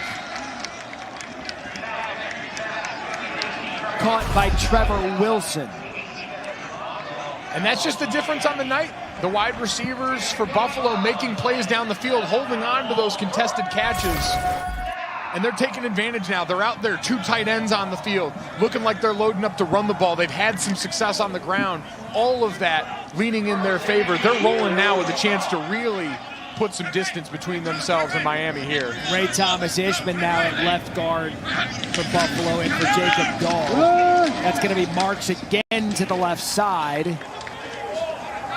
Again, nice little 5-yard carry from Marks. Let's go back to the studio and Nabil Kareem. Guys, Bowling Green for a second straight game just taking a beating. The Golden Flashes pouring it on. 3-yard run. Marquez Cooper getting it in.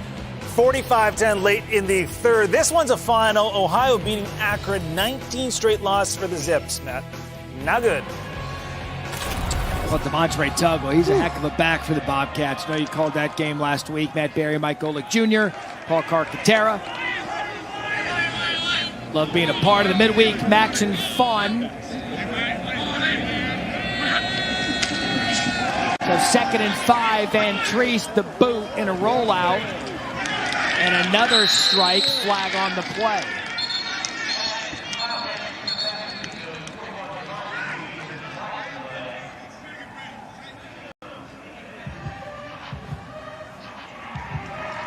And it looks like they're probably going to get the pulling guard on the hold in the backfield.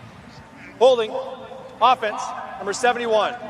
10-yard penalty, repeat, 2nd down. This is a tough one. Ray Thomas Ishman coming in at left guard here. And on this play action, they're going to pull him from the backside starting right here. He's going to pull out and get in front of this play. And when your quarterback breaks contain, you see him grab, reach, and hold on 47. Lonnie Phelps doing a great job stressing the edge there, but difficult when you've got a guy pulling out in space that's just getting into the game action now, matched up with a pretty good athlete. Well, that's going to move the ball back now, 2nd and 15. And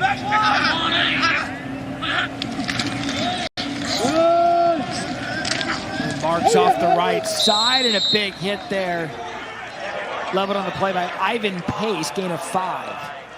Ivan Pace, who in an outing against Akron tied an NCAA record with 6 sacks in that game. Now, they had 12 sacks overall in that outing.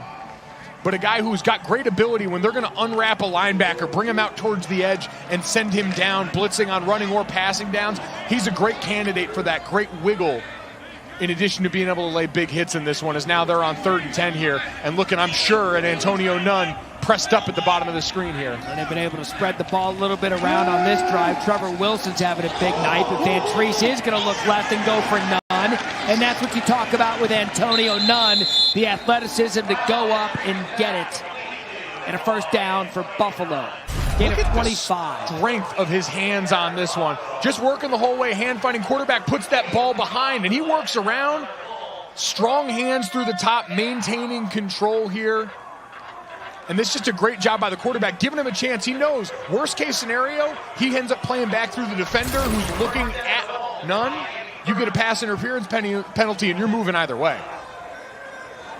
So nice execution on the 2nd drive of the 2nd half of Buffalo. Both running backs in now, Patterson and Marks. And it's going to be Marks up the left side again. Patterson blocking for him. Matt, that's a backfield set they've gone to a couple of times now. What have we seen every time? Tight end motions out to one side.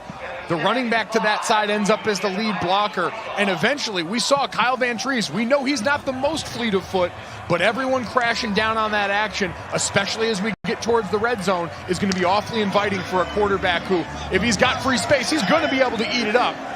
No question about it.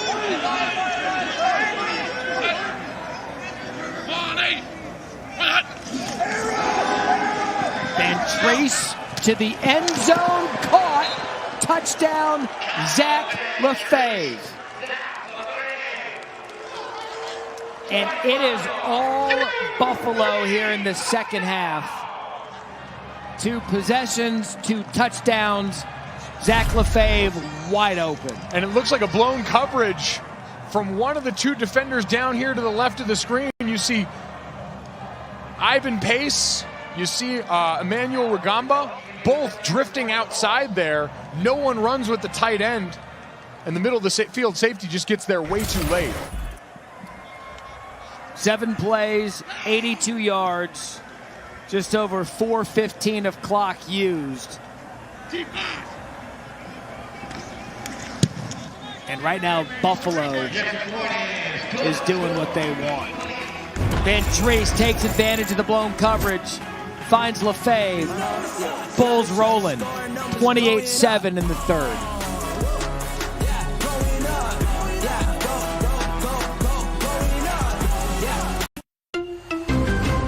I'm here with Sophia, a small business owner.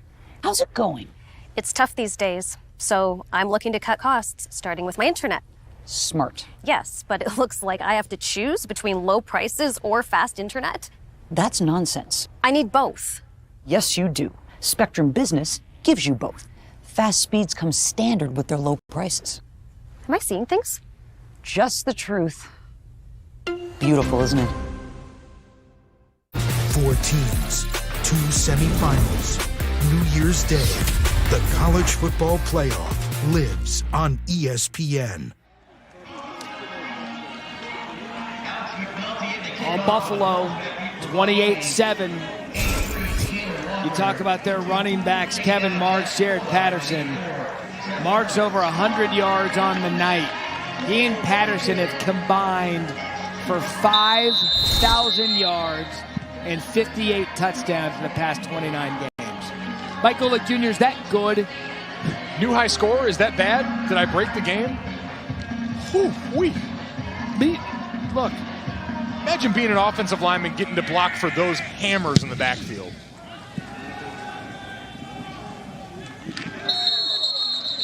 I've dreamt of this moment. I never thought, because of time of year, as whistles continue to blow, as some little extracurricular activities, I never thought it was possible. But Mike Golick Jr. dreams do come true. College game day. Headed to Augusta National and the Masters live on Saturday, 9 a.m. Eastern. You remember that first time that you tried chocolate and peanut butter together and you realized what a great marriage it was?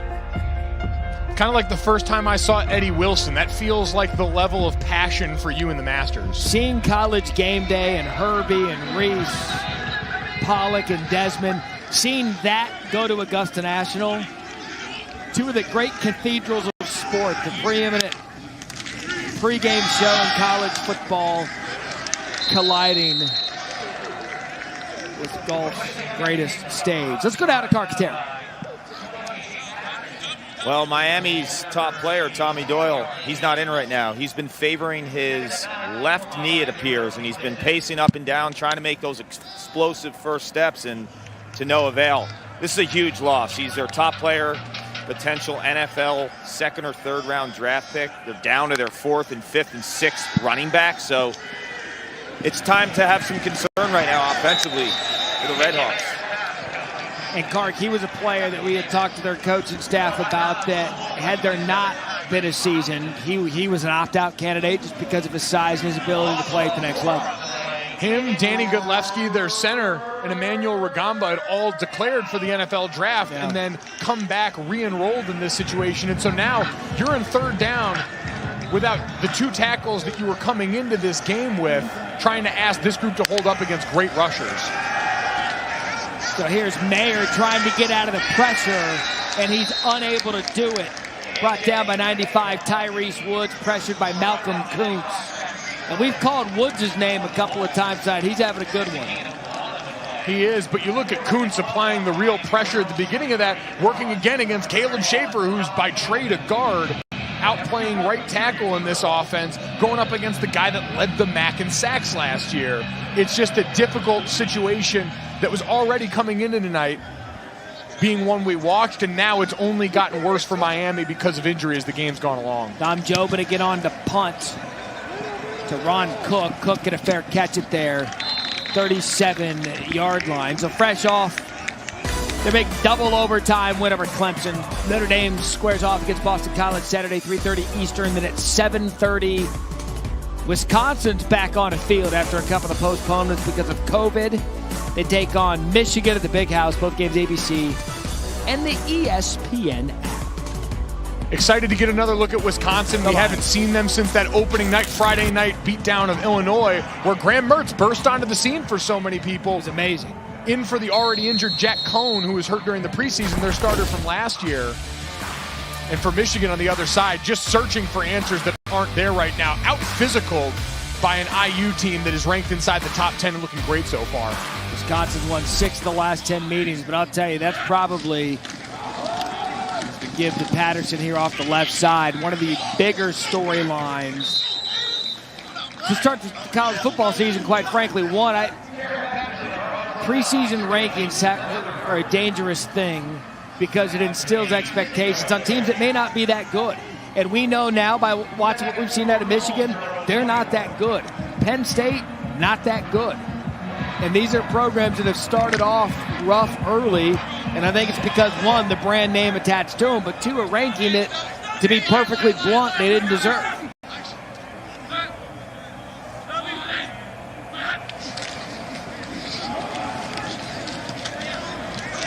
Tell you what, Jared Patterson just finds a way to get the yardage. Getting to that second level, again tackled by Weatherford. Talked about it, the O-line can account for theirs up front, and then the running back's got to block his man. And you see the free hitter coming in here. Watch the stutter step right there. Making a couple of guys miss, shedding tacklers. That is Jared Patterson, like the quintessential Jared Patterson run. We talked about him going over 3,000 yards. It's been built on plays like that, toughness, shedding tacklers. 70 yards, 18 carries, couple of touchdowns for Patterson. Marks, 15 carries, 107 yards.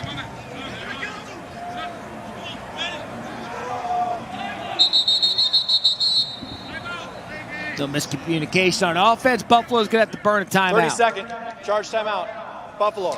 So it's been all-star running backs for Buffalo tonight, led by Kevin Marks Jr. and Jared Patterson.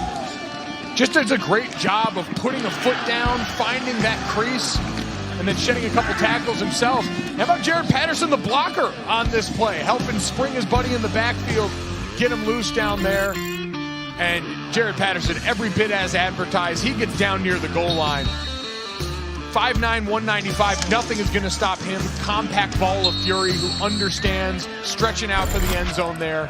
Never stops churning the legs. Fastest ever to 3,000 yards.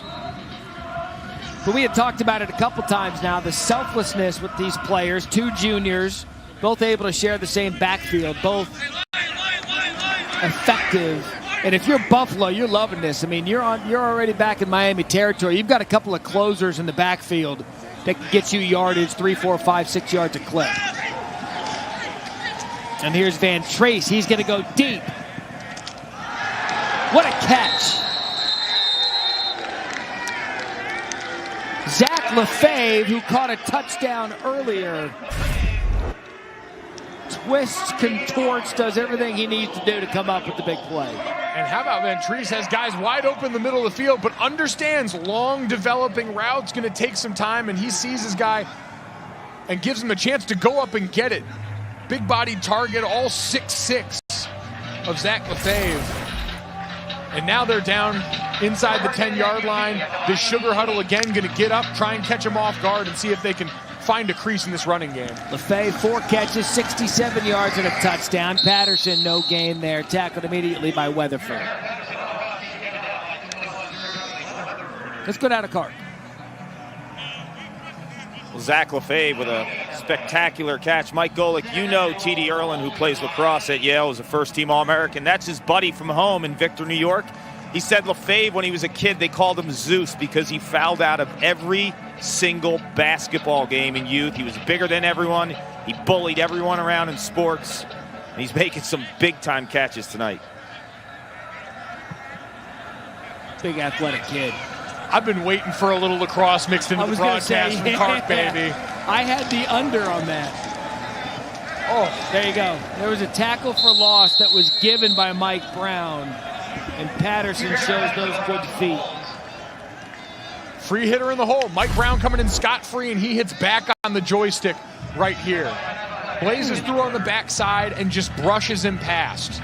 That's the difference. That's the difference between a normal running back and the fastest 3,000.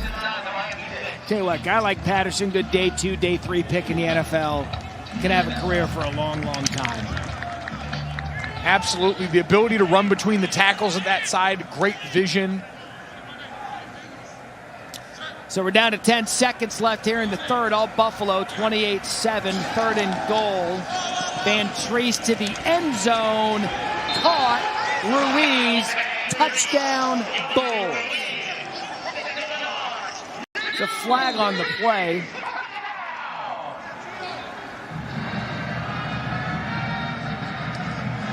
I think they're going to get the defense for maybe holding on the inside of this, but what an unbelievable contested catch by Ruiz, who's made a couple of tough ones on that last drive, set them up down inside the red zone, making a great play off the RPO in tight quarters. We pointed out over and over again, those plays, the difference on the night. Buffalo able to make them, Miami missing on more than a few big play opportunities. And a third quarter for Buffalo that closes out.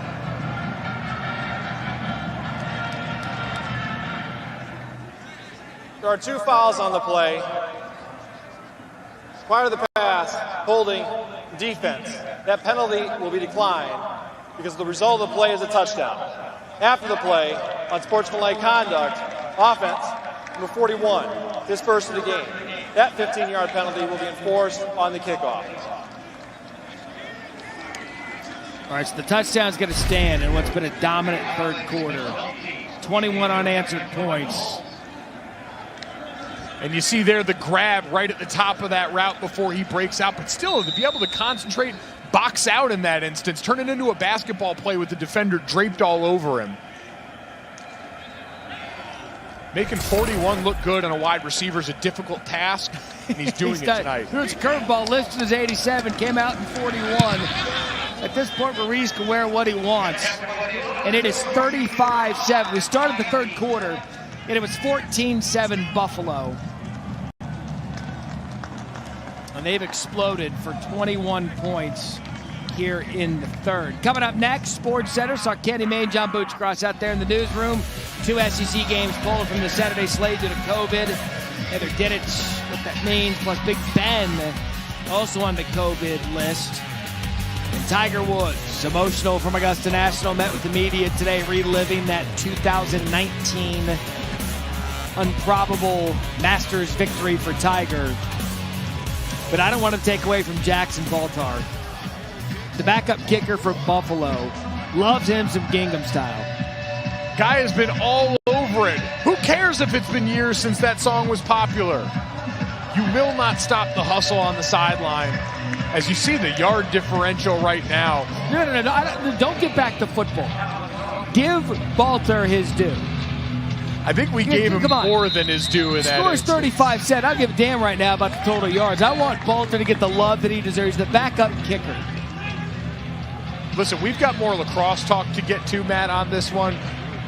Don't you stop a good backup kicker discussion to tell me the yard disparity from 459 to 161 between Buffalo and Miami.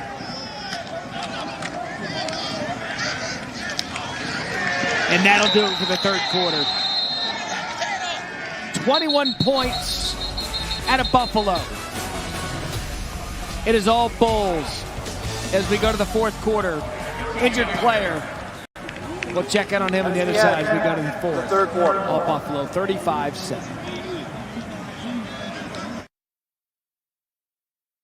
Did you know Spectrum Mobile is still the fastest growing mobile provider in the nation? More people are choosing Spectrum Mobile because it was built to save you money. Our unlimited and by the gig plans include unlimited nationwide talk and text, now with nationwide 5G included at no cost. And there are no additional taxes, fees, or contracts. You could save up to 40% when you switch. See why Spectrum Mobile is the fastest growing mobile provider in the nation. Visit SpectrumMobile.com today. Friends out there at Transit Drive-In Theater that's hosting the watch party for the game tonight. Use the hashtag BullsWatch. Send us some pictures from the Drive-In Theater. People out there having a good time, socially distanced, wearing masks. What a great idea. It's incredible. Who doesn't love a good drive-in? A.J. Mayer, incomplete.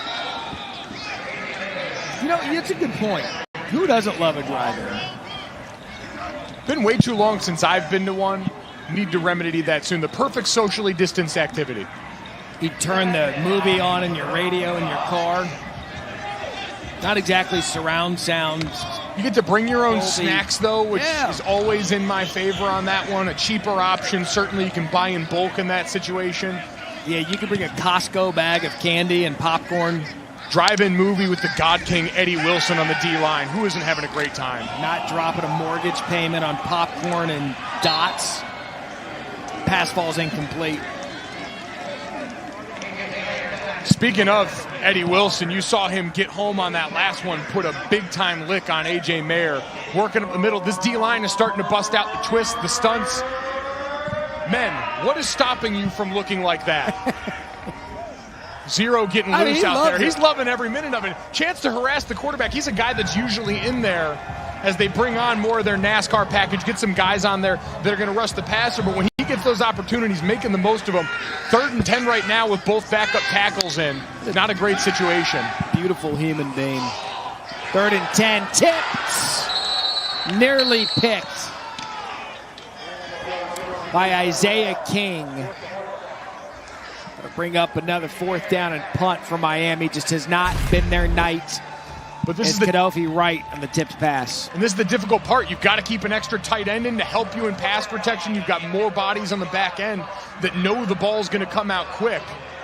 And that time you almost get a big-time play. Just can't get the arms underneath in time.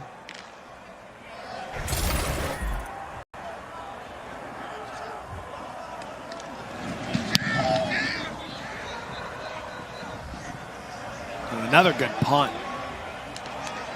It's going to roll the 16-yard line as Ron Cook let the ball roll. College football this weekend. Notre Dame, what can they do to follow up and back up that win against Clemson? They've got Boston College Saturday, 3:30 Eastern ABC. And then Saturday night football. Haven't seen Wisconsin in a couple weeks. Their game postponed, 2 of them due to COVID. They've got Michigan and Jim Harbaugh. And what really has been expectations for Joe Milton, their talented quarterback. They have skill position, great backfield, good running back. Charbonnet coming off a great freshman year. They just have not been able to do anything. By the way, Matt, shame on me for the brain fart here earlier. We were talking about Giovanni Ruiz, who's wearing 41 tonight. Buffalo picks a player to wear 41 in honor of Solomon Jackson, who passed away a couple of years ago. And in that instance, he's chosen to wear that tonight. So my apologies for a comment earlier on that, forgetting what that number means around this program and why Ruiz donning it tonight there.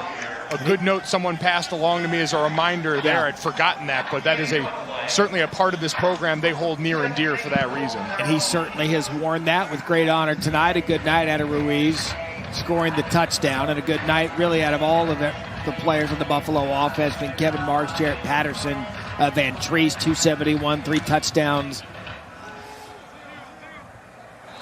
But when we were giving the backup kicker Jackson Baltar love, you were talking about the yard disparity between the two teams. It's 461 from Buffalo, 161 from Miami. Van Treese rolls right, stays in, takes a hit, has a receiver. It's going to be Nunn. Antonio Nunn, touchdown, Buffalo. And Emmanuel Rugamba could not stay with him.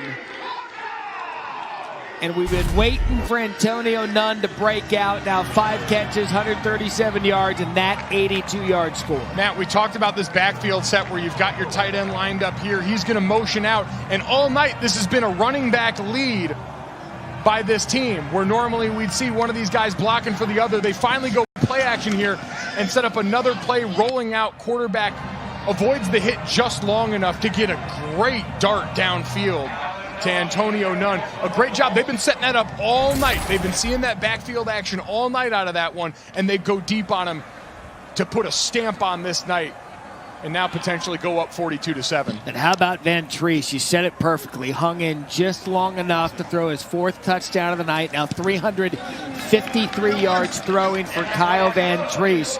We came into this game, their offensive coordinator, Andy Kotelnicki, told us the best defense is more offense, and we've seen it. Van Treese, none, 82 yards, all bowls, 42-7.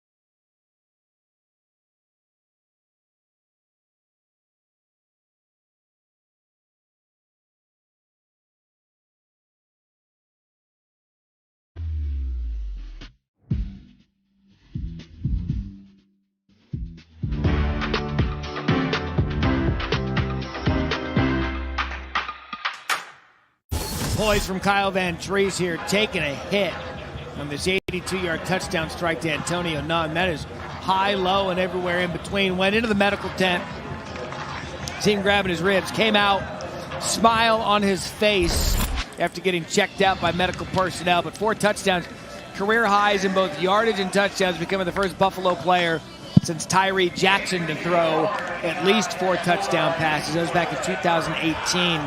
Tyree had 6 of them. But what a night for Van Treese. I mean, he's getting money out of every attempt. He's only completed 17 balls with 353 yards. And the blowout is fully in effect.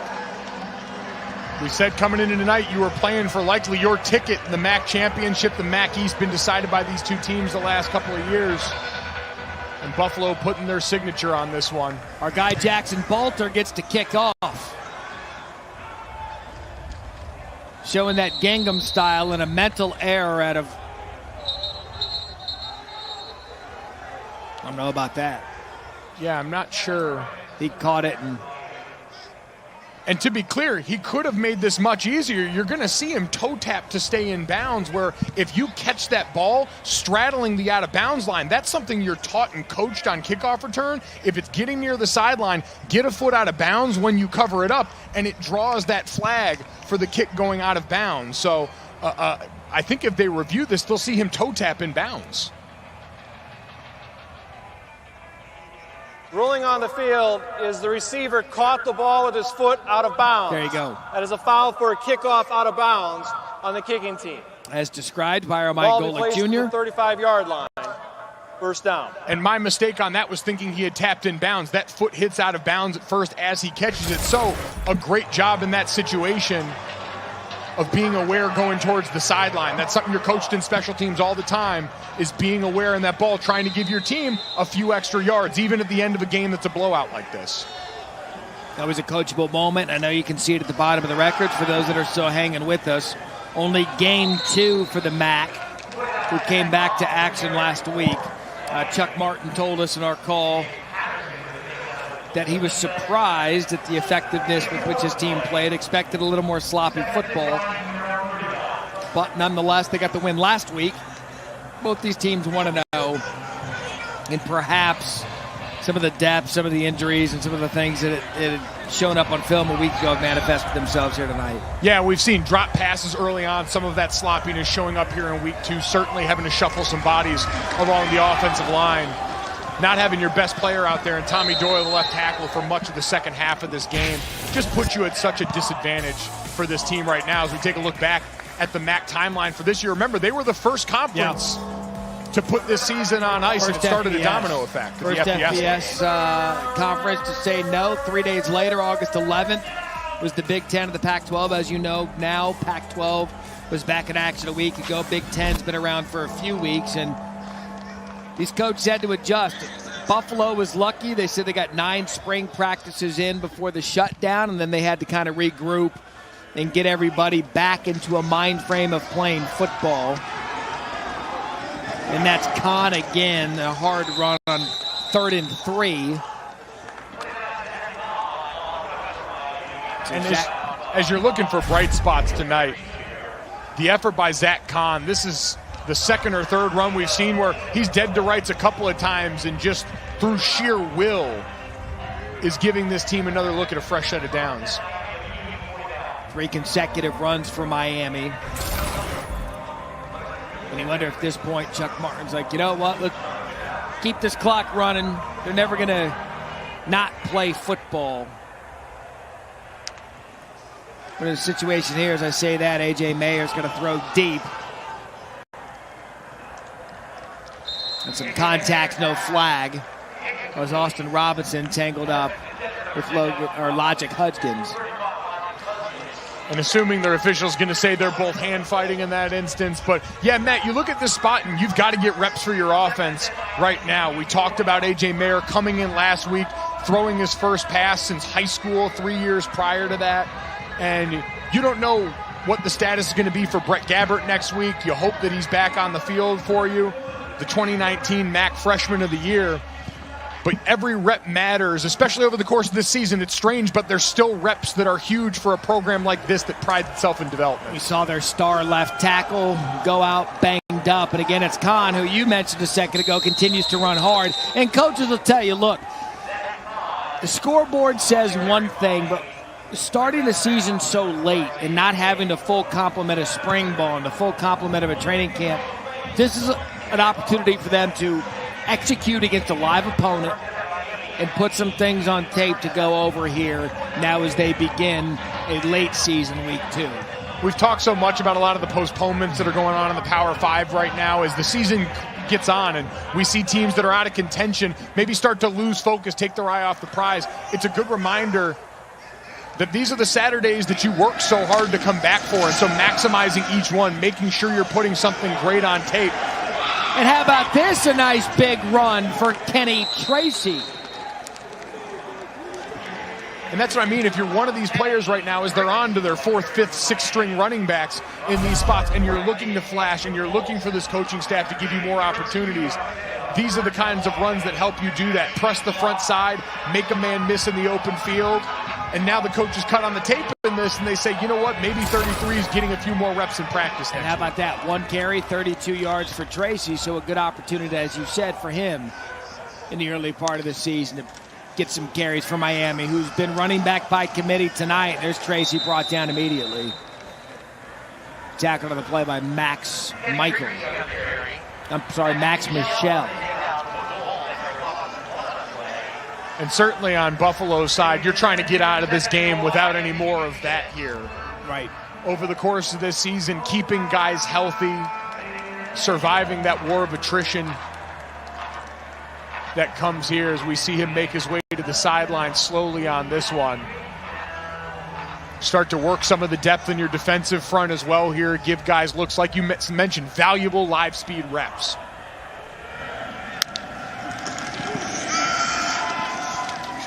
Second and goal. Right up the gut again for Tracy. Coming into the season, coaches and media like both Miami and Buffalo to finish at the top of the division in the MAC East. East flipped. You see the media poll, Buffalo to Miami. Coaches poll Miami to Buffalo. Chalk went up for the media boys, at least getting it right in the first game between the two in the head-to-head. They all agreed on Ohio, Kent State, Bowling Green. Kent State putting up monster points tonight as well. And this Miami team is going to look at this game film and say, we're not 35 points worse than Buffalo if we just make the plays that were there so often tonight. But again, a host of drops in the first half created so much difference. Against great teams, you can't afford to make those kind of repeated mistakes. Gaddafi White there, coverage on the play, knocking it down of A.J. Mayer. Yeah, you look at the beginning of this game, we showed coming out of the half, James Burns dropped what could have been a touchdown. And then some of the mistakes kind of to snowball themselves as Chuck Martin's going to go for the 24-yard field goal attempt. It's going to be Henry Beckett. Beckett's kick is good. So there's a coaching moment. Drive down the field, get some points, add something to it. 42-10 Buffalo, 8:53 left in the fourth. Today I'm talking to small business owners about their internet and phone provider. So Ruben, how's it going? I'm fed up. I need internet that can keep up with my caseload. The speeds I'm getting now are pathetic. With Spectrum Business, you get fast internet at a great low price. 200 megabits per second for $49.99 a month and a business phone for $19.99 a month. That's half what I pay now. That's what I'm saying. Call 888-388-0203 and get 1 month free. Andrea. I'm trying to stream my classes, but it's impossible when my internet keeps dropping. Okay, breathe. Spectrum Business has over 99.9% network reliability. I need to keep expenses low, but my phone and internet bill is packed with fees I wasn't expecting. Spectrum Business doesn't have extra fees or contracts, so what you see is what you pay. I can work with that. Call Spectrum Business to get 200 megs and business phone for $69.98 a month. Plus, get 1 month free when you call 888-388-0203 today. ESPN College Football is presented by Ram, built to serve, and in part by Samsung QLED TV, the official TV of ESPN College Football. You're watching College Football, presented by Ram Trucks, part of Veterans Week on ESPN, brought to you by USAA. Not a bad couple players to hang on in your program walls. Ben Roethlisberger, Miami. Khalil Mack, Buffalo. Great article by our very own Harry Lyles today, looking back at Khalil Mack's time at Buffalo. A guy who just jumps off the screen every time you see him, a matchup nightmare. I had veteran tackles in the NFL saying they'd never seen guys lay hands on him. He is that elite. What's amazing is when he was jumping off the draft boards and they were talking about this guy from Buffalo, Khalil Mack, you're thinking, all right, this is good, but did he play the level of competition you need to be a top 5 pick? He's gone into the NFL. That guy's got Hall of Fame talent. He's just filthy.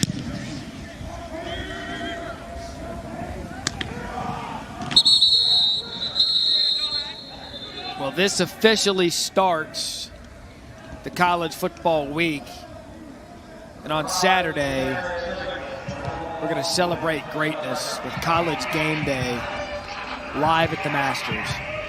You're just begging for them to play the Masters music again for you, aren't you? Well, you know, time and a place. Yeah, I mean, of course I am. I mean, you'll always take it. Be a great way to welcome Matt Myers into the game right now. Yeah, Matt Myers, he's the player that started at quarterback for Buffalo before he was hurt. Kyle Van Treese replaced him and hasn't looked back, but you talk about teammates in every sense of the word. Lance Leipold was telling us about even Van Treese when he wasn't the starter, Myers was.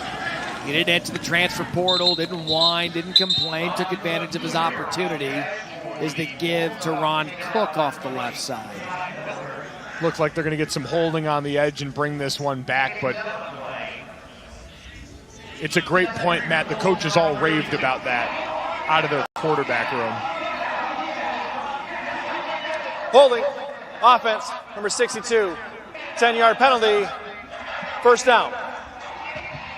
It's a tough one on the center, Mike Nowitzki there, who, to bring it full circle, Mike Nowitzki, as we talked about, friends of T.D. Yearlin, another pride of Victor High School in New York, the former tight end, defensive end, and lacrosse player, the one-time Virginia Cavaliers commit at that spot, but you could see him bulking up there, and this coaching staff loves him. A great athlete, just a sophomore in the middle of that line, but already one of their better players.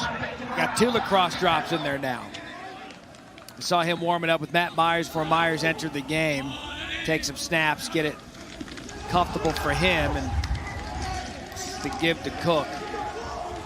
Carr, come on, give me some more lacrosse. What do you got? Yeah, I mean, Nowitzki is a guy, honestly, I spoke to Lars Tiffany. They thought that he's the head coach of Virginia, and this isn't just any lacrosse team. This is the 2019 National Championship team. He thought his athleticism was off the charts. Obviously, his body's changed. And Golic, you can relate to this. He was a tight end, so he's a big guy. He was going to be able to make plays on the lacrosse field because he's athletic enough. Obviously, not at this size, but TD told me he had to eat his way to this size, ordering double meals every single time they went out. And you see it paying off right there as he's leading the way for Ron Cook in this running back room still late in this game. I feel like you were just chumming the waters there with Cart to get into a lacrosse talk. Well, I mean, let's take a look at the big guy right here, eating his way to glory on this one. And you watch him working to the front side. Getting a reach on a guy that's lined up as a 2 or a 3 technique and pushing there is difficult business. And you see that skip pull that he's got in there? They give their O-line coach credit, saying he kind of invented that. It's something that makes them different there. But absolutely got to give the former lacrosse player love. And I disagree with Kark. I think he still would have plenty of athleticism to go get loose around goal line extended. You know, I thought you said something interesting when we had our meetings this week, and we were talking about Nowitzki because, you know, Kark was on the call with us. We got into the lacrosse. And you said, you know, it sounds fun to be able to eat thousands of calories every day when you want, but really that can be miserable. Well, that was my life. I came into college as a 275, 280-pound offensive lineman, and you're working to try and stack weight onto these frames, and it means setting your alarm and waking up and eating when the clock tells you to. And it sounds great until you're eating every 2 hours. You're eating 5,500 plus calories. You're eating like a newborn? Like, more or less. You set an alarm to eat. I would set an alarm, wake up around 5 a.m., chug a protein shake, and go back to bed. And then what? What did you eat when you woke back up? Everything. Everything, Matt. This sounds miserable. Waking up to chug a protein shake. It's officially Maction Tuesday. Spectrum is all about making it easier. And since we use our phones for everything, talking, texting, streaming, you can now also use it to manage your Spectrum services. Get the free My Spectrum app and easily make payments, update contact info, troubleshoot equipment, and get personalized chat support. The My Spectrum app is America's top-rated support app for internet providers. Download it from your app store today. One of the questions for Buffalo heading into 2020, their offensive line. They lost 3 starters, but they returned that big guy. Mike Nowitzki, Remington Watch List center, one of the better centers in the MAC, and making a name for himself nationally. Was a tight end when he came to Buffalo, has the athleticism, gained about 50 pounds. And Mike Golic, I got to ask you this. I heard you talking earlier about setting an alarm to eat. I follow you on Instagram right now. It might be a question if you still set that alarm with like donuts and all that other stuff. I mean, some of the stuff that you post is crazy. Kark, good journalism. I like that. Yeah, go ahead, Golic. Kark, and I'll tell you, you don't have to set an alarm when it's always time to eat. And I might not have to eat as much as I used to, but I get to try, and that's what's important. Avion Smith, now the new quarterback for Miami, freshman out of Lexington, South Carolina. He's now listed as the 2 with Brett Gabbert not dressing tonight. Brett Gabbert, of course, last year, freshman MAC Offensive Player of the Year, hurt last week, which is why we saw A.J. Mayer, and now Chuck Martin getting some depth at his quarterback and getting Avion some reps here late in the game. So let me ask you something. So, Thanksgiving at the Golic house. I mean, should there be a parental warning on it? I mean, is it? Oh, yeah. Viewer discretion is advised in there. You stick a hand in the wrong area of that table, and you're liable to pull back a nub. There are no apologies either. You understand what happens when you step into the Golic Thanksgiving Thunderdome. Right when you go in, like you signed the waiver. Oh, yeah, you sign a waiver, you're wearing a bib, probably almost dressed like you're going to SeaWorld. Think the Splash Zone. Like the comedian Gallagher that used to just mash fruit, just debris everywhere. It's a haunting visual. This, there is no doubt, Matt. I'll tell you what, now we have the All-Power 5 back with Pac-12 coming back last week.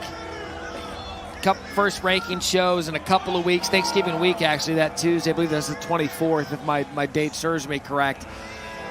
We're in a situation now in college football with how everything has started, when it started. It is going to be very intriguing to see how this last month plays out in the regular season with so many options out there based on what we've seen early on as Smith is going to keep himself and run out of bounds.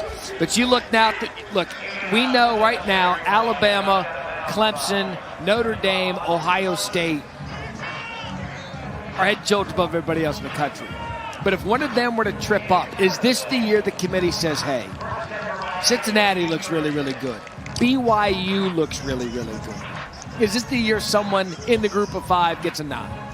I think it's going to be tough just because the 4 that you mentioned seem so clear-cut right now. And if Trevor Lawrence comes back and it's a close ACC title game, I'm sure there will be people say that's easy eyes for a rematch in the college football playoff. But I would love to see BYU and Zach Wilson rewarded for the job that they've done this year. They can only control who's on their schedule. It wasn't their fault that they go out to Boise and they end up playing their third-string quarterback in a game that ends up a blowout. They've been dominant, and Zach has looked every bit of the part of a Heisman Trophy contender. Well, and we're starting to see it now. We've had 3 postponements of SEC games this week because of COVID outbreaks.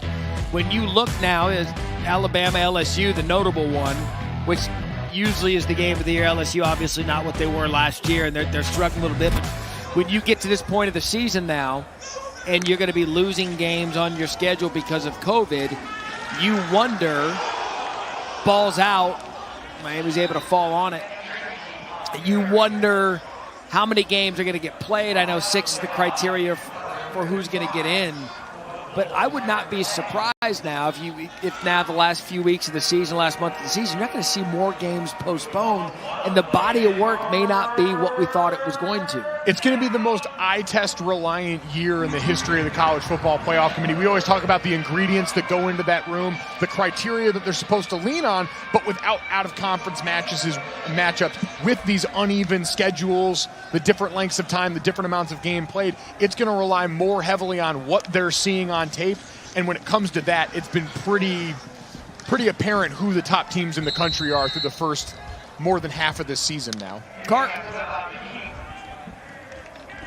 Yeah, I got to ask you this, Golic, and Matt, jump in here as well. I want to hear Golic's take first because he's a total domer. I make fun of him all spring when Notre Dame's playing lacrosse. But after a big win for Notre Dame against Clemson, are you worried about Phil Jurkovec and Boston College? Absolutely. I think this in its own way is an even bigger test for Notre Dame. You knew they were going to be up for the Clemson game, coming in against a quality opponent at home. But now it's, do you have the maturity as a team after to approach Boston College with that same effort? Because if Notre Dame plays that caliber of game again, they should be able to beat Boston College handily. What a stop there on 4th down. Kyler Lang, the stop. It's all but done. Buffalo going to bang a knee when we come back. Welcome to Hanneman Family Funeral Homes and Crematory. I'm Craig Hanneman. And I'm Kay Hanneman. Our family has been serving families for over 100 years with compassionate, personalized, and affordable services during one of the most difficult times of our lives. We are here to help you plan a meaningful service to honor and celebrate your loved one's life with our full chapel, banquet hall, and crematory. Hanneman, a standard of excellence since 1912. We built Ford Super Duty, the most capable heavy-duty pickup ever. We built Ford F-150 with 375 horsepower and Ranger with the terrain management system. Because of this, you made Ford America's best-selling brand. From coast to coast, from the Great Lakes to the Gulf, at Spectrum Reach, we make local businesses big and big brands look local. Grow your business with the best content, insights, products, and people. Welcome to Spectrum Reach. Let us show you around the neighborhood. Let off the show about these Buffalo Bulls running backs. Kevin Marks Jr. and Jarrett Patterson did not disappoint. Really set the pace when you combine their yardage, 182 yards, 2 touchdowns. They've been in a great job of getting this offense off and running, but can't sell Kyle Van Tree short, the quarterback. 353 yards and 4 touchdowns for him as well. A total of 554 yards of total offense for Buffalo. A complete performance by this team. We talked about Antonio Nunn, 5 receptions for 137 yards for him. It was Dylan McDuffie on the carry. Giovanni Ruiz, though, is only going to show up in the stat column with 3 catches for 27 yards and a touchdown, but making some big grabs in tight quarters. Did you want to, before we get out of here, did you want to say anything to Eddie Wilson before we leave, number 0, the... Preparation met opportunity tonight, Matt. We had talked about this at the beginning of the season. My hope for the number 0, as it's worn for the first time in college football this year allowed, that it would only be by 320-pound plus defensive tackles, and Eddie Wilson is the first one we have encountered here in the Wild. He represents the number well. He mucked up the inside all night for the Bulls here, occupied space, got some penetration, got a great hit on the quarterback, and did it in style all along the way. A salute to a thick king in Eddie Wilson. Have we anointed him our one true 0 king? As of right now, in the 0 power rankings, he stands alone at number 1. And Buffalo's going to stand alone tonight, 42-10 over Miami, in a series that's gone back and forth between the last 2 MAC East champions.